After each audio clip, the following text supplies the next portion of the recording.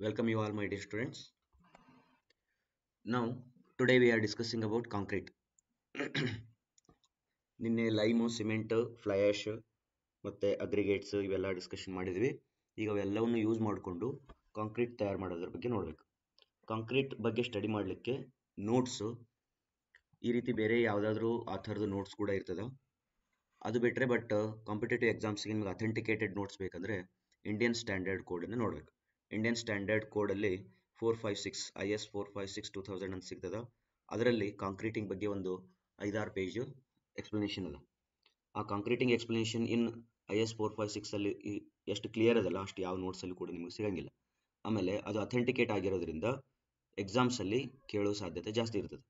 Notes ಅನ್ನ ನಾವು ಯಾವಾಗ ಓದೋಣ ಅಂತಂದ್ರೆ ಇದರಲ್ಲಿ ಕೆಲವು ಪಾಯಿಂಟ್ಸ್ ಅರ್ಥ ಆಗ್ಲಿಲ್ಲ ಅಂದ್ರೆ ನಾವು ನೋಟ್ಸ್ ಅಲ್ಲಿ ಹೋಗಿ ಓದ್ಕೋಬಹುದು. ರೈಟಾ? ನಾವು I am completely concentrating on IS 456. ಅದನ್ನ ಕ್ಲಿಯರ್ ಆಗಿ ಓದ್ರಿ, ನಿಜವಾಗ್ಲೂ ಮಜಾ ಬರ್ತದೆ. ಕೋಡ್ ಬುಕ್ ಓದೋದು ಅಂತಂದ್ರೆ ಓದಿ ಅದನ್ನ ಅರ್ಥ ಮಾಡ್ಕೊಳ್ಳೋದೇ that is a great thing. ಆಯ್ತಾ? ಒಂಥರ ಶಾಸ್ತ್ರ ಇದ್ದಂಗೆ. ಭಾಳ ಚೆನ್ನಾಗಿ ಬರ್ದಿರ್ತಾರೆ ಅವರು, ಪ್ರತಿಯೊಬ್ಬರಿಗೆ ಅರ್ಥ ಆಗಂಗ. ಕೆಲವು ಸೀಕ್ರೆಟ್ ಆಗಿ ಬರ್ದಿರ್ತಾರ, ಕೆಲವು ಹಿಂಟ್ಸ್ ಕೊಟ್ಟಿರ್ತಾರ, ಅವುಗಳನ್ನೆಲ್ಲವನ್ನ ಅರ್ಥ ಮಾಡ್ಕೊಂಡು ತಗೊಳ್ಳಿ. First concentrate on concrete. Concrete ಅಲ್ಲಿ ಗ್ರೇಡ್ಸ್ ಅಂತ ಬರ್ತದೆ. ಗ್ರೇಡ್ ಅಂದ್ರೆ the concrete shall B in grades designated as per table 2 ಅಂತ ಹೇಳ್ತಾರೆ. ಟೇಬಲ್ 2 ಅಂದ್ರೆ ಯಾವುದು ನೋಡೋಣ. Okay, this is a table 2 grade of concrete ಅಂತ ಬರೀತಾರೆ. ಯಾವಾಗಲೂ ಕಾಂಕ್ರೀಟಿಗೆ ಒಂದು ನೇಮ್ ಕೊಡ್ತಾರೆ. ಆ ನೇಮ್ಸ್ಗಳು ಹೆಂಗಿರ್ತದೆ ಅಂದ್ರೆ M10, M15, M20, M25, M30 ಈ ರೀತಿ M55 ಮತ್ತು M80 ಈ ರೀತಿ ಗ್ರೇಡ್ಸ್ಗಳನ್ನು ಕೊಡ್ತಾರೆ. ಈ ಗ್ರೇಡ್ಸ್ಗಳ ಬಗ್ಗೆ ನೋಡಿದ್ರೆ ಇದು ಒಂದು ಆರ್ಡಿನರಿ ಕಾಂಕ್ರೀಟ್ ಅಂತದ, ಇನ್ನೊಂದು ಸ್ಟ್ಯಾಂಡರ್ಡ್ ಕಾಂಕ್ರೀಟ್ ಅಂತದ, ಇನ್ನೊಂದು ಹೈ ಸ್ಟ್ರೆಂತ್ ಕಾಂಕ್ರೀಟ್ ಅಂತ 3 ರೀತಿ ಗ್ರೇಡ್ಸ್ಗಳಿರ್ತವೆ. ಎಕ್ಸಾಮ್ ಅಲ್ಲಿ ಈ ರೀತಿ ಒಂದು ಕ್ವಶನ್ ಕೇಳ್ಬೋದು, what is the minimum strength of ordinary concrete ಅಂತಂದ್ರೆ M10 ಇಂದ ಸ್ಟಾರ್ಟ್ ಆಗುತ್ತೆ. ಆರ್ಡಿನರಿ ಕಾಂಕ್ರೀಟ್ ಮ್ಯಾಕ್ಸಿಮಮ್ ಸ್ಟ್ರೆಂತ್ ಎಷ್ಟು ಅಂತ ಕೇಳಿದ್ರೆ M20. Standard concrete begins from ಅಂತ ಕೇಳಿದ್ರೆ M25. Standard concrete maximum strength ಎಷ್ಟು ಅಂದ್ರೆ M55. High strength concrete minimum grade ಎಷ್ಟು ಅಂದ್ರೆ M60. High strength concrete maximum grade ಅಂತಂದ್ರೆ M80. ಇಲ್ಲಿ M ಅಂತಂದ್ರೆ ಏನು ಅಂತಂದ್ರೆ ಮಿಕ್ಸ್ ಅಂತ ಅರ್ಥ. 10 ಅಂತಂದ್ರೆ 10 ನ್ಯೂಟನ್ ಪರ್ mm² ಅದರದ್ದು ಸ್ಟ್ರೆಂತ್. ಈ ಸ್ಟ್ರೆಂತ್ ಹೆಂಗೆ ಕ್ಯಾಲ್ಕುಲೇಟ್ ಮಾಡ್ತಾರೆ ಅಂದ್ರೆ 150 mm by 150 mm by 150 ಇದೊಂದು ಕ್ಯೂಬ್ಸ್ ತಗೊಳ್ತಾರೆ. ಅದರೊಳಗಡೆ ಕಾಂಕ್ರೀಟ್ ಹಾಕಿ ಅದನ್ನ ಕ್ಯೂರಿಂಗ್ ಮಾಡಿ 28 ಡೇಸ್ ಆದ್ಮೇಲೆ ಅದನ್ನ ಕಾಂಪ್ರೆಸಿವ್ ಸ್ಟ್ರೆಂತ್ ಟೆಸ್ಟಿಂಗ್ ಮಷಿನ್ ಒಳಗಡೆ ಬ್ರೇಕ್ ಮಾಡಿದಾಗ ಅದು ಎಷ್ಟು ಲೋಡ್ ತಗೊಳ್ತದ that divided by 150 mm by 150 mm cube ಮಾಡಿದಾಗ ನಿಮ್ಗೆ ಸ್ಟ್ರೆಂತ್ ಬರ್ತದೆ. ಆ ಸ್ಟ್ರೆಂತ್ 10 ನ್ಯೂಟನ್ ಪರ್ mm² ಅಥವಾ MPa ಇತ್ತಂದ್ರೆ ಅವಾಗ ಆ ಕಾಂಕ್ರೀಟಿಗೆ M10 ಅಂತ ಕರೀತಾರೆ. ಈಗ ನಾವು ಹೈ ಸ್ಟ್ರೆಂತ್ ಕಾಂಕ್ರೀಟ್ ಅಲ್ಲಿ ಮಿನಿಮಮ್ 60 ಅಂತ ಹೇಳಿದ್ವಿ, ಮ್ಯಾಕ್ಸಿಮಮ್ 80 ಅಂತ ಹೇಳಿದ್ವಿ. ಇನ್ನು ಕೆಲವು ಕಾಂಕ್ರೀಟ್ಸ್ ಇರ್ತಾವ M80ಗಿಂತ ಜಾಸ್ತಿ ಇರ್ತದೆ. M80ಗಿಂತ ಜಾಸ್ತಿ ಇರ್ತಕ್ಕಂಥ ಕಾಂಕ್ರೀಟ್ಗಳಿಗೆ ನಾವು ಏನನ್ಬೋದು ಅಂದ್ರೆ ಹೈ ಪರ್ಫಾರ್ಮೆನ್ಸ್ ಕಾಂಕ್ರೀಟ್ ಅಂತ ಹೇಳ್ಬೋದು. ಆಯ್ತಾ? In the designation of concrete mix M ಅಂತಂದ್ರೆ ಏನಂತ ಬರೆದಿದ್ದಾರೆ 28 for the concrete of compressive strength greater than M55. ಇಲ್ಲಿ ನೋಡಿ, M55 ಗಿಂತ ಗ್ರೇಟರ್ ಇತ್ತಂದ್ರೆ design parameter given in the standard may not be applicable and the values may be obtained from specialized literature and experimental results ಅಂತ ಹೇಳ್ತಾರೆ. ಅಂದ್ರೆ ಇಲ್ಲಿ M55 ಗಿಂತ ಜಾಸ್ತಿ ಏನು ಹೈ ಸ್ಟ್ರೆಂತ್ ಕಾಂಕ್ರೀಟ್ ಅದಲ್ಲ ಅದ್ರದ್ದು ಸ್ಟ್ಯಾಂಡರ್ಡ್ ಇಷ್ಟೇ ರೇಷಿಯೋದೊಳಗೆ ಮಿಕ್ಸ್ ಮಾಡಿದ್ರೆ ಬರ್ತದೆ ಅಂತ ಹೇಳಕ್ ಬರಂಗಿಲ್ಲ. ನೀವು ಅದಕ್ಕೋಸ್ಕರ ಎಕ್ಸ್ಪೆರಿಮೆಂಟ್ ಮಾಡ್ಕೋಬೇಕು, ಅಥವಾ ಯಾರಾದರೂ ಸೈಂಟಿಸ್ಟ್ಗಳು ಪೇಪರ್ ಪಬ್ಲಿಷ್ ಮಾಡಿದ್ರೆ ಅವ್ರದ್ದು ಪೇಪರ್ಸ್ನ ರೆಫರ್ ಮಾಡಿಕೊಂಡು ನೀವು ಸ್ಟಡಿ ಮಾಡಬೇಕು ಅಂತ ಹೇಳ್ತಿದ್ದಾರೆ. ಅಂದ್ರೆ IS code will not take a responsibility of concrete greater than M55. That is very important point. Next we'll go back. You understood what is the meaning of grade of concrete. Then characteristic strength is defined as the strength of a material below which not more than 5% of the test results expected to fall ಅಂತ ಹೇಳ್ತಾರೆ. ಅಂದ್ರೆ ಈಗ characteristic strength ಅಂದ್ರೆ ಏನು? Characteristic strength ಅಂತಂದ್ರೆ ಆ concrete ಅನ್ನ ನೀವು ಚೆಕ್ ಮಾಡಿದ್ರಲ್ಲ 150 mm by 150 mm by 150 ಒಂದು ಕ್ಯೂಬ್ ತಗೊಂಡು ಅದರೊಳಗೆ ಕಾಂಕ್ರೀಟ್ ಹಾಕಿ ಕ್ಯೂರಿಂಗ್ ಮಾಡಿ 28 ಡೇಸ್ ಬಿಟ್ಟು ಅದನ್ನ ನೀವು ಬ್ರೇಕ್ ಮಾಡಿದ್ರಿ. ಬ್ರೇಕ್ ಮಾಡಿದಾಗ ಏನು ಸ್ಟ್ರೆಂತ್ ಬಂತಲ್ಲ ಆ ಸ್ಟ್ರೆಂತ್ ಬಂತದ ಈಗ. ಬಟ್ ಅದನ್ನ ನೀವು ಕ್ಯಾರೆಕ್ಟರಿಸ್ಟಿಕ್ ಸ್ಟ್ರೆಂತ್ ಅಂತ ಹೇಳ್ಬೇಕಾದ್ರೆ 95% ಅಂದ್ರೆ ಒಂದ್ ನಿಮಿಷ ಹೇಳ್ತೀನಿ.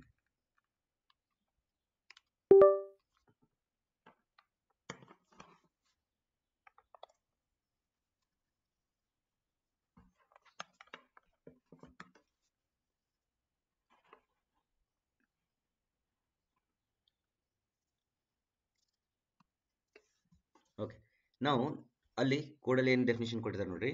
Characteristic strength is defined as a strength of a material below which not more than 5% of the test results are expected to fall ಅಂತ ಹೇಳ್ತಾರೆ. ಅಂದ್ರೆ ಈಗ ನೀವು ಒಂದು ಕಾಂಕ್ರೀಟ್ ನ ತಯಾರು ಮಾಡ್ತೀರಿ. ಕಾಂಕ್ರೀಟ್ ನ ಎಷ್ಟು ತಯಾರು ಮಾಡ್ತೀರಿ ಅಂತಂದ್ರೆ ಆ ಸ್ಯಾಂಪಲ್ಸ್ ಎಷ್ಟು ತಯಾರು ಮಾಡ್ಬೇಕಂತ ಆಮೇಲೆ ಹೇಳ್ತಾರೆ ಅವರು. ಬಟ್ ಲೆಟ್ ಅಸ್ ಕನ್ಸಿಡರ್ ನೀವು ಒಂದು 100 ಕ್ಯೂಬ್ಸ್ ತಯಾರು ಮಾಡಿದ್ರೆ ಅಂತ ತಿಳ್ಕೊಳ್ರಿ. ಎಷ್ಟು 100 ಕ್ಯೂಬ್ಸ್ ತಯಾರು ಮಾಡಿದ್ರೆ, ಈ ರೀತಿ 100 ಕ್ಯೂಬ್ಸ್ ತಯಾರು ಮಾಡಿದ್ರೆ ಇದು 100th ಕ್ಯೂಬ್, ಇದು ಫಸ್ಟ್ ಕ್ಯೂಬ್. ಇದನ್ನು ಬ್ರೇಕ್ ಮಾಡ್ರಿ, ಇದು ಬ್ರೇಕ್ ಮಾಡು, ಇದು ಬ್ರೇಕ್ ಮಾಡು, ಇದು ಬ್ರೇಕ್ ಮಾಡು, ಇದು ಬ್ರೇಕ್ ಮಾಡು, ಇವೆಲ್ಲವನ್ನು ಬ್ರೇಕ್ ಮಾಡ್ತೀರಿ. ಬ್ರೇಕ್ ಮಾಡಿದಾಗ ನಿಮ್ಗೆ 95 ಕ್ಯೂಬ್ಸ್ ಯಾವ ಸ್ಟ್ರೆಂತ್ ಅನ್ನು ಕೊಡ್ತದಲ್ಲ, 95 ಕ್ಯೂಬ್ಸ್ ಯಾವ ಸ್ಟ್ರೆಂತ್ ಅನ್ನು ಕೊಡ್ತದಲ್ಲ ಆ ಸ್ಟ್ರೆಂತ್ ಅನ್ನು ನೀವು ಕ್ಯಾರೆಕ್ಟರಿಸ್ಟಿಕ್ ಸ್ಟ್ರೆಂತ್ ಅನ್ಬೋದು. ಅಥವಾ ನೀವು ಎಕ್ಸ್ಪೆಕ್ಟ್ ಮಾಡಿರ್ತಕ್ಕಂಥ M20 ಅಂತ ತಿಳ್ಕೊಡ್ರಿ. M20 ಕಾಂಕ್ರೀಟ್ ಇವೆಲ್ಲ ನೀವು M20 ಕಾಂಕ್ರೀಟ್ ಈ 100 ಕಾಂಕ್ರೀಟ್ ಕ್ಯೂಬ್ಸ್ ಮಾಡಿದ್ರಿ. ಅವಾಗ 95 ಕ್ಯೂಬ್ಸ್ಗಳು ನಿಮ್ಮ ಸ್ಟ್ರೆಂತ್ ಅನ್ನ ಕೊಡಕತ್ತಿದ್ರೆ ಓನ್ಲಿ 5 ಕ್ಯೂಬ್ಸ್ ಏನಾಗತ್ತವಲ್ಲ ಫೇಲ್ ಆಗತ್ತವ. ಅಂದ್ರೆ 5 ಕ್ಯೂಬ್ಸ್ 20ಗಿಂತ ಕಡಿಮೆ ಕೊಡಕತ್ತವ.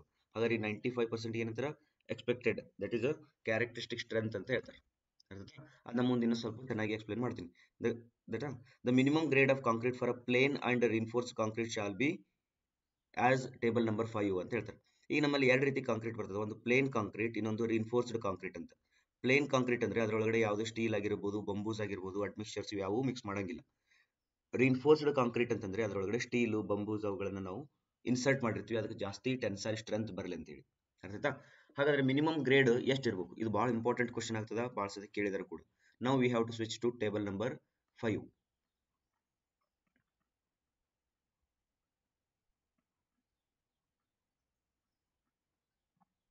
Okay, now this is a table number 5. Heading ಏನಂದ್ರೆ minimum cement content, maximum water cement ratio, minimum grade of concrete for different exposure with nominal weight of aggregate of 20 mm nominal maximum size. ನೀವು exam prepare ಆಗೋ ಹುಡುಗರು, serious prepare ಆಗೋ ಹುಡುಗರಿಗೆ ಒಂದು suggestion ಏನಂತಂದ್ರೆ, ಇದು ಏನೈತಲ್ಲ ಟೇಬಲ್, ಇದನ್ನ ಬೈ ಹಾರ್ಟ್ ಹಾಕ್ರಿ. ಈ ಟೇಬಲ್ ಅಲ್ಲಿ ಇರ್ತಕ್ಕಂಥ ಪ್ರತಿಯೊಂದು ಪಾಯಿಂಟ್ಸು ಕೂಡ ನಿಮ್ಮ ಮೈಂಡ್ ಒಳಗೆ ಇರಬೇಕು. ಕೇಳಿದ ತಕ್ಷಣ ಹೇಳ್ತಕ್ಕಂಥದ್ದು ಬರ್ಬೇಕು, ಯಾಕಂದ್ರೆ ಇದರಲ್ಲಿ ನೀವು ಕ್ವಶನ್ಸ್ ಎಕ್ಸ್ಪೆಕ್ಟ್ ಮಾಡ್ಬೋದು. ಪ್ಲೇನ್ ಕಾಂಕ್ರೀಟ್ ಅಲ್ಲಿ ಮಿನಿಮಮ್ ಗ್ರೇಡ್ ಆಫ್ ಕಾಂಕ್ರೀಟ್ ಎಷ್ಟಿರಬೇಕು? Minimum grade of concrete moderate 15, severe 20, very severe 20 and ಎಕ್ಸ್ಟ್ರೀಮ್ಗೆ 25. ನೀವು ವಿತ್ ಎಕ್ಸ್ಪೋಜರ್ ಕಂಡೀಷನ್ಸ್ ಅನ್ನ ನೆನ್ಪಿಡಬೇಕು. Without any exposure conditions you can state that M15 is the minimum grade of concrete. Like that reinforced concrete ಒಳಗೆ ಬಂದಾಗ with exposure conditions you can state these grades. But without exposure conditions, what is the minimum grade of concrete for reinforcement ಅಂತಂದ್ರೆ M20. M20 ಗಿಂತ ಕೆಳಗಡೆ ಯಾವುದೇ concrete ನ reinforcement ಮಾಡಬಾರ್ದು. Next M40 ಗಿಂತ ದೊಡ್ಡ ಕಾಂಕ್ರೀಟ್ಸ್ ಗಳನ್ನ ರಿನ್ಫೋರ್ಸ್ಮೆಂಟ್ ಮಾಡಬೇಕಾದ್ರೆ ನೀವು ಲಿಟರೇಚರ್ಸ್ ಮತ್ತು ಎಕ್ಸ್ಪೆರಿಮೆಂಟಲ್ ರಿಸಲ್ಟ್ಸ್ ಗಳನ್ನ ಇಟ್ಕೊಂಡಿರ್ಬೇಕು. ಓಕೆನಾ? ನೆಕ್ಸ್ಟ್ ನೀರ್ನ ಎಷ್ಟು ಮಿಕ್ಸ್ ಮಾಡ್ಬೇಕು ಕಾಂಕ್ರೀಟ್ ಅಲ್ಲಿ? Maximum free water cement ratio ಅಂತ ಹೇಳ್ತಾರೆ. ವಾಟರ್ ಸಿಮೆಂಟ್ ರೇಷಿಯೋ ಮ್ಯಾಕ್ಸಿಮಮ್ ಎಷ್ಟು ಹಾಕ್ಬೋದು ಅಂದ್ರೆ 0.6, 0.6, 0.5, 0.45, 0.4 ಅಂತ ಹೇಳಿ. ಇಲ್ಲಿ exposure conditions with respect to that plain concrete ಎಷ್ಟು, ರಿನ್ಫೋರ್ಸ್ಡ್ ಕಾಂಕ್ರೀಟ್ ಎಷ್ಟು ಅಂತ ಹೇಳಿ ಇಲ್ಲಿ ಕಾಲಮ್ಸ್ ಅನ್ನು ಬರೆದಿದ್ದಾರೆ. Without exposure conditions maximum water cement ratio 0.6 ಮತ್ತು 0.4, ಮಿನಿಮಮ್ ಅಂದ್ರೆ 0.4. ಇವೆರಡರ ಒಳಗನೆ ಇರಬೇಕು. ನೀವು 0.6 ಗಿಂತ ಜಾಸ್ತಿ ನೀರು ಹಾಕಂಗಿಲ್ಲ ಯಾವುದೇ ಕಂಡೀಷನ್ ಒಳಗೆ, ಮತ್ತು 0.4 ಗಿಂತ ಕೆಳಗಡೆ ನೀರನ್ನ ಹಾಕಂಗಿಲ್ಲ ಯಾವುದೇ ಕಂಡೀಷನ್ಸ್ ಇರ್ಬೋದು. ಆ ರೀತಿ ನೀವು ನೋಡಿದ್ರೆ ಇಲ್ಲಿ ನೋಡ್ರಿ, ಮಿನಿಮಮ್ 0.4 ಅದ, ಯಾವುದೇ ಎಕ್ಸ್ಪೋಜರ್ ಕಂಡೀಷನ್ ಇರಲಿ 0.4 ಅದ, ಮ್ಯಾಕ್ಸಿಮಮ್ 0.6 ಅದ. ಅಂದ್ರೆ ನೆನ್ಪಿಟ್ಕೊಂಡ್ಬಿಡ್ರಿ, concrete either it is a plain concrete or reinforced concrete, minimum ಅಂದ್ರೆ 0.4 ನೀರು ಹಾಕಬೇಕು, ಮ್ಯಾಕ್ಸಿಮಮ್ ಅಂದ್ರೆ 0.6 ನೀರು ಹಾಕಬೇಕು. What is the meaning of water cement ratio ಅಂತಂದ್ರೆ, ನೀವು cement content required for this one ಯಾವುದು ಕಾಂಕ್ರೀಟ್ಗೆ ಗೊತ್ತು ಮಾಡಿಕೊಂಡು ನೀವು ವಾಟರ್ ಬಾರ್ ಸಿಮೆಂಟ್ ಈ ರೀತಿ ನೆನ್ಪಿಟ್ಕೊಳ್ರಿ. ವಾಟರ್ ಸಿಮೆಂಟ್ ರೇಷಿಯೋ ಇದು is equal to 0.55 ಇತ್ತು ಅಂದ್ರೆ it means that water is equal to 0.55 into cement. Okay, if you take 100 kg of cement, 100 kg of cement, then 0.55 into 100, that is 55 kg of water. 55 kg of water ನ ನೀವು use ಮಾಡ್ಕೋಬಹುದು. 55 kg of water ಅಂದ್ರೆ ಒಂದು 55 litre of water ಅಂದ್ರೆ ಒಂದು, because water specific gravity 1 ಅದ, density 1000 kg per meter cube ಅದ, therefore 1 litre equal to 1 kg ಇರ್ತದ. therefore 55 ಲೀಟರ್ ವಾಟರ್ ನ ನೀವು ಯೂಸ್ ಮಾಡಬಹುದು 2 ಬ್ಯಾಗ್ ಸಿಮೆಂಟ್ ಅಥವಾ 100 kg ಸಿಮೆಂಟ್ ಯೂಸ್ ಮಾಡಿದ್ರೆ.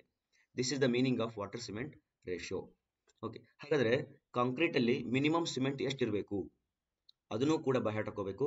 Minimum cement content kg per meter cube, minimum cement content kg per meter cube. Plain concrete use ಮಾಡಕತ್ತಿದ್ರೆ for these exposure conditions 220, 240, 250, 260, 280.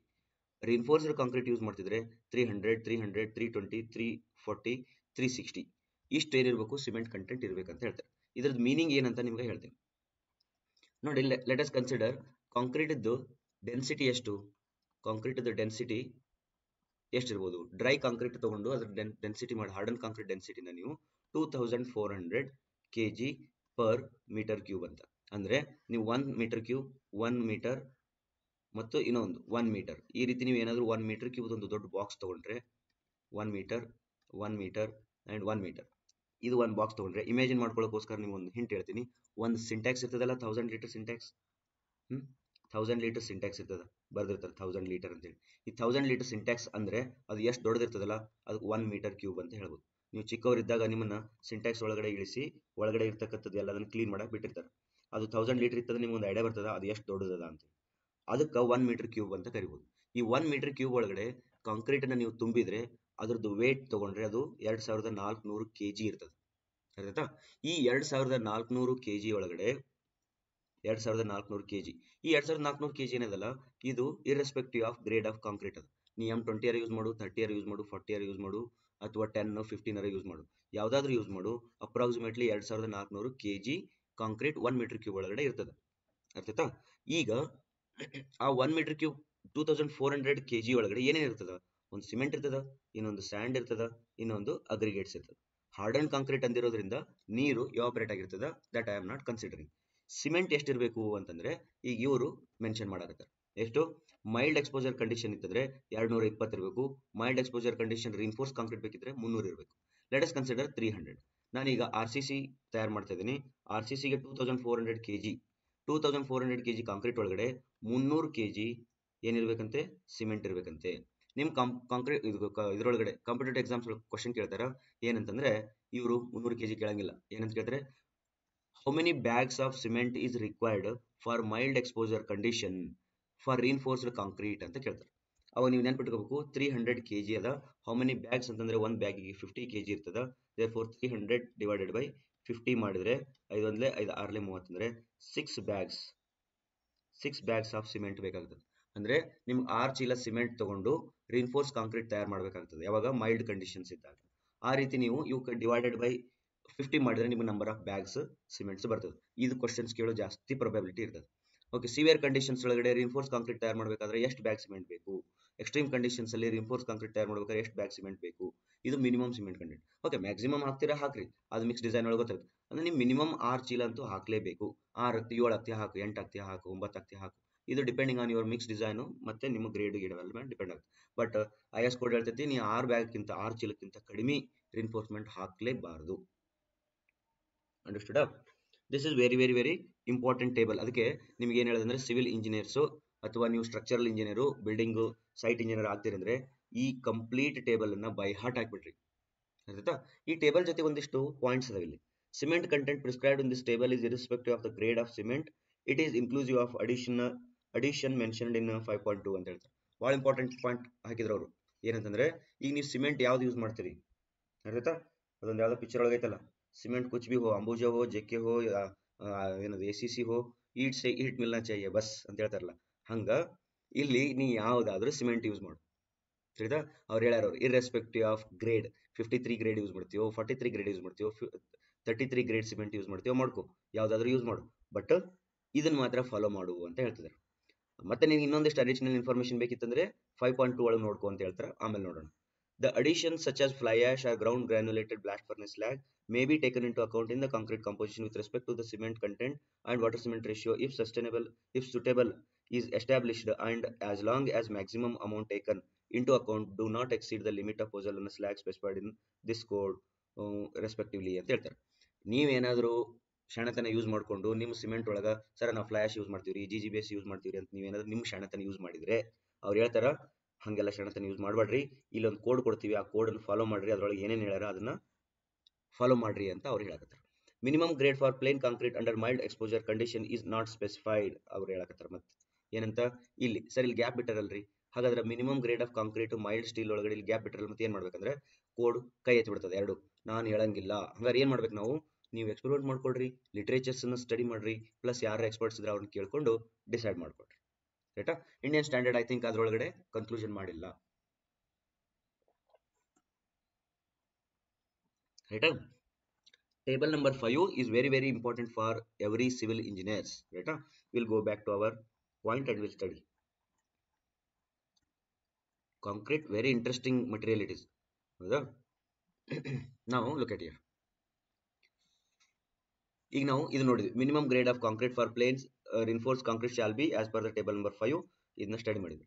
Next ಹೇಳ್ತಾರೆ ನೋಡಿ, concrete of grades lower than those given in table number 5 may be used for plain concrete constructions, lean concrete, simple foundations, foundations for masonry walls and other simply temporary reinforced concrete construction. Question ಬರ್ತದ, ಆ table by heart ಹಾಕಿರಿ. Mild ಒಳಗಡೆ M15 ಹೇಳ್ಯಾರ ಅವರು, ಆಯ್ತಾ. Mild ಒಳಗೆ ಅವ್ರು ಹೇಳಿಲ್ಲ. ನೆಕ್ಸ್ಟ್ ಅದ್ರೊಳಗೆ ಹೇಳಿದ್ರೆ M15 ಪ್ಲೇನ್ ಕಾಂಕ್ರೀಟ್ ಹೇಳ್ಯಾರ. ಹಾಗಾದ್ರೆ IS ಕೋಡ್ನವರು M15 ಕಿಂತ ಕೆಳಗಡೆ ಕಾಂಕ್ರೀಟ್ ನ ಸಜೆಸ್ಟ್ ಮಾಡಂಗಿಲ್ಲನ್ರಿ. M15 ಅಂದ್ರೆ M20 M10 concrete, M7.5 concrete, M5 concrete, ಇವು ಯಾವ ಯೂಸ್ ಮಾಡಲೇಬಾರ್ದಾ ಅಂತ ಕ್ವಶನ್ ಕೇಳಿದ್ರೆ ಅದಕ್ಕೆ ಸಮಾಧಾನ ಹೇಳ್ತಾರೆ ಅವರು, ನೀ ಮಾಡ್ಕೋ, ಬಟ್ ಯಾವ್ದಕ್ಕೆ ಮಾಡ್ಕೊ ಅಂದ್ರೆ ಲೀನ್ ಕಾಂಕ್ರೀಟ್, ಸಿಂಪಲ್ ಫೌಂಡೇಶನ್ ಅದ, ಫೌಂಡೇಶನ್ ಫಾರ್ ಮೇಸನರಿ ವಾಲ್ಸ್ ಅದ, ಇಂಥಲ್ಲಿ ಏನದಲ್ಲ ಕಾಂಕ್ರೀಟ್ ನೀ ಅಲ್ಲಿ ಯೂಸ್ ಮಾಡ್ಕೋಬಹುದು. Properties of concrete, increase of strength with age. ನಿನ್ನೆ ಆಲ್ರೆಡಿ ಸಿಮೆಂಟ್ ಚಾಪ್ಟರ್ ಅಲ್ಲಿ ನಿಮ್ಗೆ ಹೇಳಿದ ಏನಂತಂದ್ರೆ heat of hydration. This word is very very important. Heat of hydration. The meaning of heat of hydration is ಇದ್ರೊಳಗಡೆ ಯಾವುದು cement ಒಳಗಡೆ ನಿಮ್ಗೆ 4 chemicals ನೋಡಿದ್ವಿ, C2S, C3S, C3A ಮತ್ತು C4AF ಅಂತೇಳಿ. ಇವುಗಳಿಗೆ ಬೋಕ್ಸ್ ಕಾಂಪೌಂಡ್ಸ್ ಅಂತ ಹೇಳ್ತಾರೆ. ಈ ಬೋಕ್ಸ್ ಕಾಂಪೌಂಡ್ಸ್ಗೆ ವಾಟರ್ನ ಮಿಕ್ಸ್ ಮಾಡಿದಾಗ ರಿಯಾಕ್ಷನ್ ಸ್ಟಾರ್ಟ್ ಆಗ್ತದೆ. ಟೈಮಿಂಗ್ಸ್ ಕೂಡ ಹೇಳದ. ಈ ರಿಯಾಕ್ಷನ್ ಸ್ಟಾರ್ಟ್ ಆದಾಗ ಅಲ್ಲಿ ಸ್ಟ್ರೆಂತ್ ಗೇನ್ ಆಗ್ಲಿಕ್ಕೆ ಶುರು ಆಗ್ತದೆ, ಆಯ್ತಾ. ಹಾಗಾದ್ರೆ heat of hydration is very very important in the presence of water, ಆಯ್ತಾ. ಈ ಹೀಟ್ ಆಫ್ ಹೈಡ್ರೇಷನ್ಸ್ ನ ಕನ್ಸಿಡರ್ ಮಾಡಿ ಡೇ 1 ಲಿಂದ ಹಿಡ್ಕೊಂಡು 28 ಡೇಸ್ ತನಕ ಇದು ಹೀಟ್ ಆಫ್ ಹೈಡ್ರೇಷನ್ ಕಂಟಿನ್ಯೂಸ್ ಇರ್ತದೆ. ಹಾಗಾದ್ರೆ ನಿಮ್ ಸ್ಟ್ರೆಂತ್ ಏನಾಗ್ತದೆ, ಇನ್ಕ್ರೀಸ್ ಆಗ್ತಾ ಹೋಗ್ತದೆ ವಿತ್ ರೆಸ್ಪೆಕ್ಟ್ ಟು ಏಜ್. ಅದಕ್ಕೆ ಅವ್ರು ಹೇಳ್ತಾರೆ 28 ಡೇಸ್ ನೀವು ಅದನ್ನ ಸ್ಟ್ರೆಂತ್ ಗೇನ್ ಆಗೋದಕ್ಕೆ ಸಲುವಾಗಿ ಇಡಬೇಕು. There is a normal gain of strength beyond 28 days. There is a normally ಅಂದ್ರೆ 28 ದಿನ ಆದ್ಮೇಲೆನೂ ಕೂಡ ಸ್ಟ್ರೆಂತ್ ಗೇನ್ ಆಗೋ ಚಾನ್ಸಸ್ ಅದ. The quantum of increase depending upon the grade and type of cement, curing and environmental conditions. 28 ದಿನ ಆದ್ಮೇಲೆ strength ಏನು increase ಆಗ್ತದಲ್ಲ ಅದು ಬೇರೆ ಬೇರೆ ಕಾರಣಗಳಿರ್ತದ. Design should be based on 28 days characteristic strength of concrete unless there is a evidence justify a higher strength for a particular structure due to age ಅಂತ ಹೇಳ್ತಾರೆ. ಅಂದ್ರೆ ನೀವು 28 ದಿನ ಆದ್ಮೇಲೆ ಸರ್ ನಮ್ಮಲ್ಲಿ ಒಂದು ಕಾಂಕ್ರೀಟ್ ಐತ್ರಿ, ಅದು 28 ದಿವಸ ಆದ್ಮೇಲೆ ಚಲೋ ಸ್ಟ್ರೆಂತ್ ತಗೊಂತೈತಿ ಅಂತಂದ್ರೆ ಅದು ನಿನಗೆ ಬಿಟ್ಟಿದ್ದಪ್ಪ. ನಿನ್ನ ಹತ್ರ ಎವಿಡೆನ್ಸ್ ಇತ್ತಂದ್ರೆ ಅದನ್ನ ಒಪ್ಕೋ, ನಿನ್ನ ಹತ್ರ ಎವಿಡೆನ್ಸ್ ಇಲ್ಲ ಅಂದ್ರೆ ಬಿಟ್ಟು ಬಿಡು. ನಾವೇನದಿವಲ್ಲ IS ಕೋಡ್ನವರು, ನಾವು ನಿಮ್ಗೆ 28 ದಿವಸದನ್ನೇ ಫಾಲೋ ಮಾಡಂತ ಹೇಳ್ತೀವಿ, ಹೇಳ್ತಾ. ಓಕೆ, ನೆಕ್ಸ್ಟ್ ಈ ಟೇಬಲ್ ನೋಡ್ಕೊಂಡಿದ್ವಿ. Next coming to this 6.2.1.1 for concrete of grade M30 and above, the rate of increase of compressive strength with age shall be based on actual investigation. ಮತ್ತೆ ಇಲ್ಲಿ IS code ಮತ್ತೆ ಕೈ ಎತ್ತದ ಏನಂತ, M30 ಮತ್ತು above ಕಾಂಕ್ರೀಟ್ಗೆ strength ಏನೈತಲ್ಲ ಅದು increase ಆಗ್ತದೆ. Rate of strength ಏನು ಇನ್ಕ್ರೀಸ್ ಆಗ್ತಲ್ಲ ಅದು ಆಕ್ಚುಯಲ್ ನೀವು ಇನ್ವೆಸ್ಟಿಗೇಷನ್ ಮಾಡ್ಕೊಳ್ರಿ, ನಮ್ಮ ಮೇಲೆ ಡಿಪೆಂಡ್ ಆಗಬಾರ್ರಿ ಅಂತ.